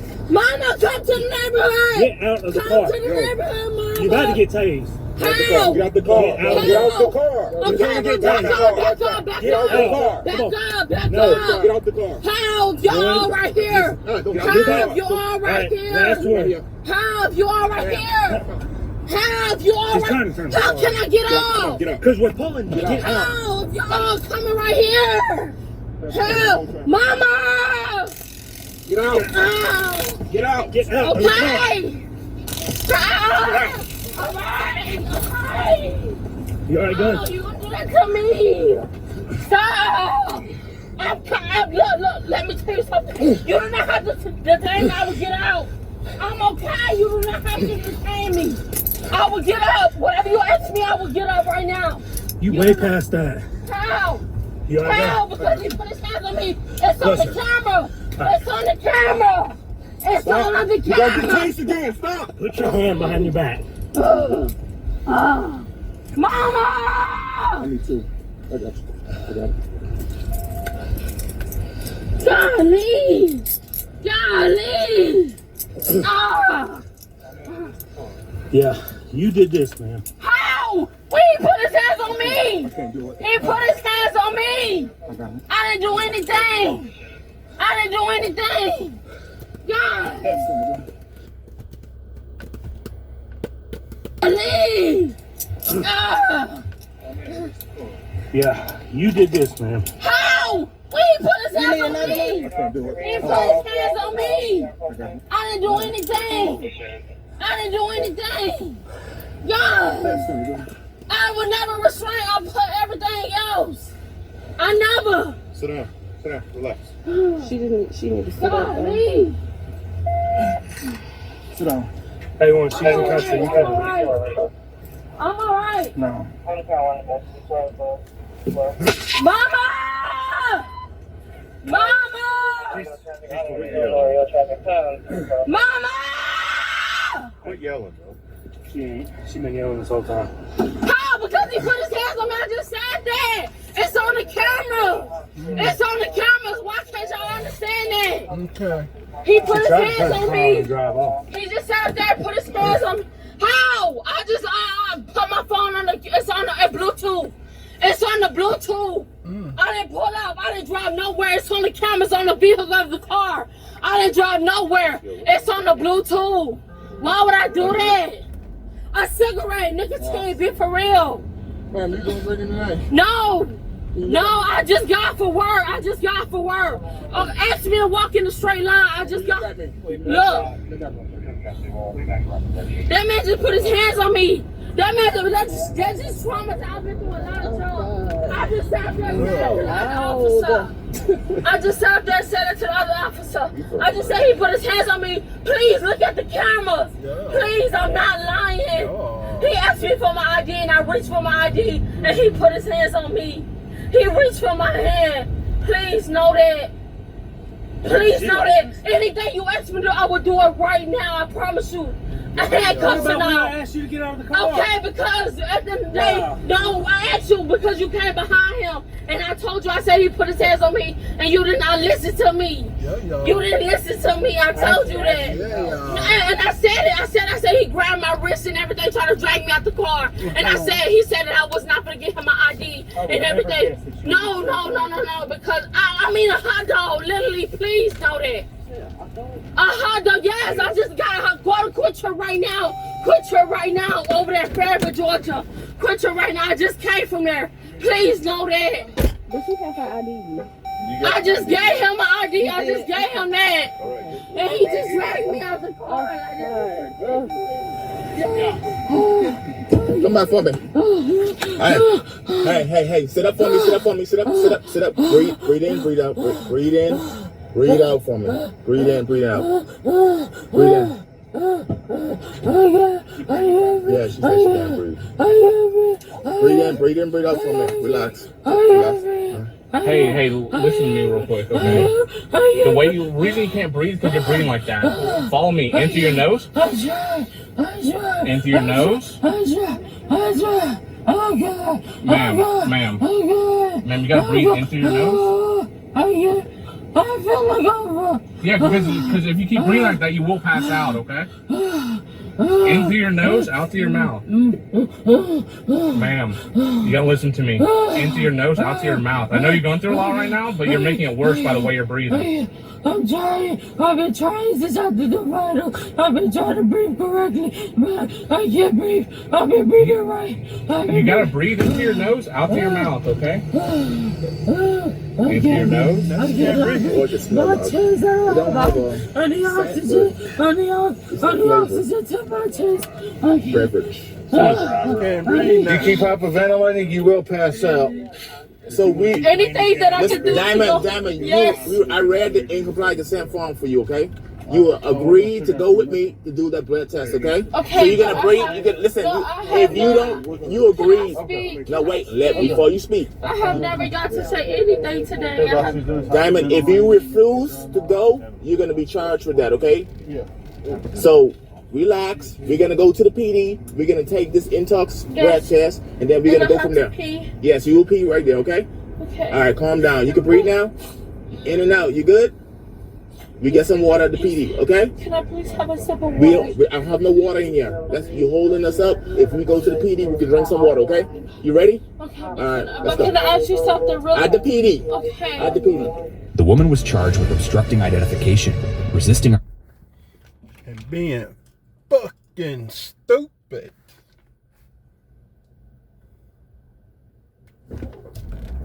And then you ain't gonna see me disrespecting him. You're not gonna see me stripping him of my support. I can tell you what I think you right and you wrong about. Shannon Sharpe just cut off all contact with Stephen A. Smith, and it's not looking like he's ever picking up that phone again. Word is Shannon straight up ghosting Stephen after the man couldn't keep his mouth shut about Shannon's messy legal situation. And here's where it gets spicy. We all have friends that found themselves in various predicaments throughout our life. Yeah, y'all.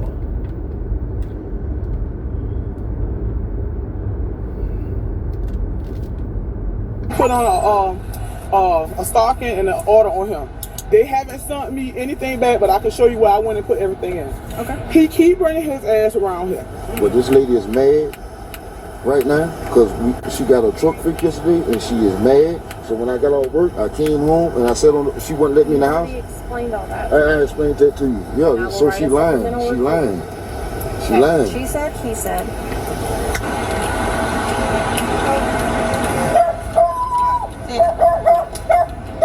Hi, baby, it's been a minute. Okay, right? It's been a minute since I seen you, little butt. Since the last time you see me, I did went and put on a stocking and an order on him. They haven't sent me anything back, but I can show you where I went and put everything in. Okay. He keep bringing his ass around here. I try to make the peace with him, so you don't have to put no police involved. Just leave me alone, whatever the case may be. I know he didn't have no place to stay. Try to help the boy out. He still want to come talking about he gonna bust my car. I had him on the phone with the lady, and she heard everything. She put in a report what he said. Not what he said, no. Yeah, well, what he said he was gonna bust my car, and I was right there on the phone. She said I heard everything. She said I'll put it in there. Okay. All right. First name for me so I can spell it. I know you, but it's Nadia, Nadia. Nadia. Yeah. Last name. Yeah, I'm good. Hey, Buka. Look here. And I just want to let this lady know here. Brad have not been here. He have not been here. Okay. He just keep coming around. What's your date of birth? 1978. Man, he got tall. Yes. All right. And phone number for you, Miss.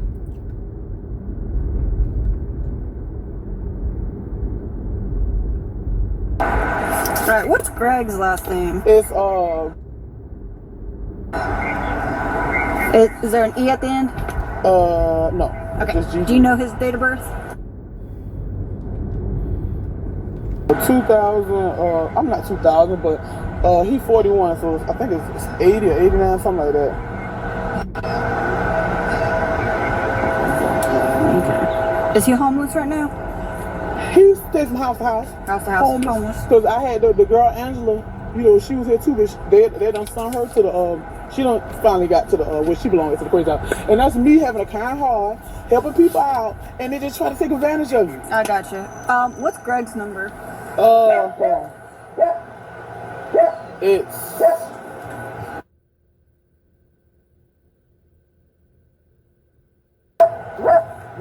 alright. And he's okay. Oh, God. You getting old? All right. Yeah, he is. You getting old, buddy. My other son I had. My other son that passed.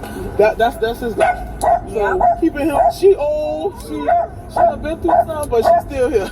She's still here? Yes. I swear they live forever. Yes. I had a next door neighbor who had a wiener dog named Ruby, so it was a killer, but she lived, I don't know. Yes, she is still here. She was a lot. Did we get a better description of him? Darcy, he with that black dog. Okay. The black dog follow. He dark skinned. He got on a blue Olympia shirt. That's his job, and he got some blue pants with like some white swiggles in it. Is there anybody that he knows that he could have gone in their house? No, he probably done ran off because he acted like he was gonna stay here and wait on the police. Well, so I went past Sherman, then I went to Tatum. Like I made a giant square. Yeah. So he done went in the woods somewhere because you'll see that black dog. The black dog done ran with him. Hold on for the Not yet. We're still trying to locate him. He got a black male t-shirt walking down the barn. He's already passed through Tatum Street. Ask him if he has a dog. Already passed through Tatum. Is there a black dog following him around? Yeah. Yep, that's him. Go ahead and stop him. Alright, so what was he saying? he gonna bust my car up. Oh, you gonna give me my money and all this old crazy stuff. And I told him, I said, Greg, I know that he ain't dealing with that, and I try to talk to him, you know, on his level. And I tell him, Greg, look, you need to get on your feet. You need to get yourself together. He see me, I got my car, I got some music in my car, and then I don't know why people just have so much envy in their heart, but he feel as though, oh, you got money to do something. I'm telling him, that's not none of his business. Right. That's not your business. You the one who don't have a place to stay, you homeless. And I can't have you here, because the last time you been here, me, him, and my son was fighting. All right. So I told him he couldn't come back here no more. But he just keep this feeling like, oh, he just gotta be here. This is it. You know, I left my mama's house, and I'm just tired. No, I get you. When was the last time he was allowed to be? He was given permission to be over here. The last time he was given permission to be here, he don't never have no damn permission. He just pops up, and when he pops up, you know what he do? He'll pop up and start cleaning my yard, just doing stuff. You have a message. Just do. You ain't gonna see me excoriating him. You ain't gonna see me disrespecting him. You're not gonna see me stripping him of my support. I can tell you what I think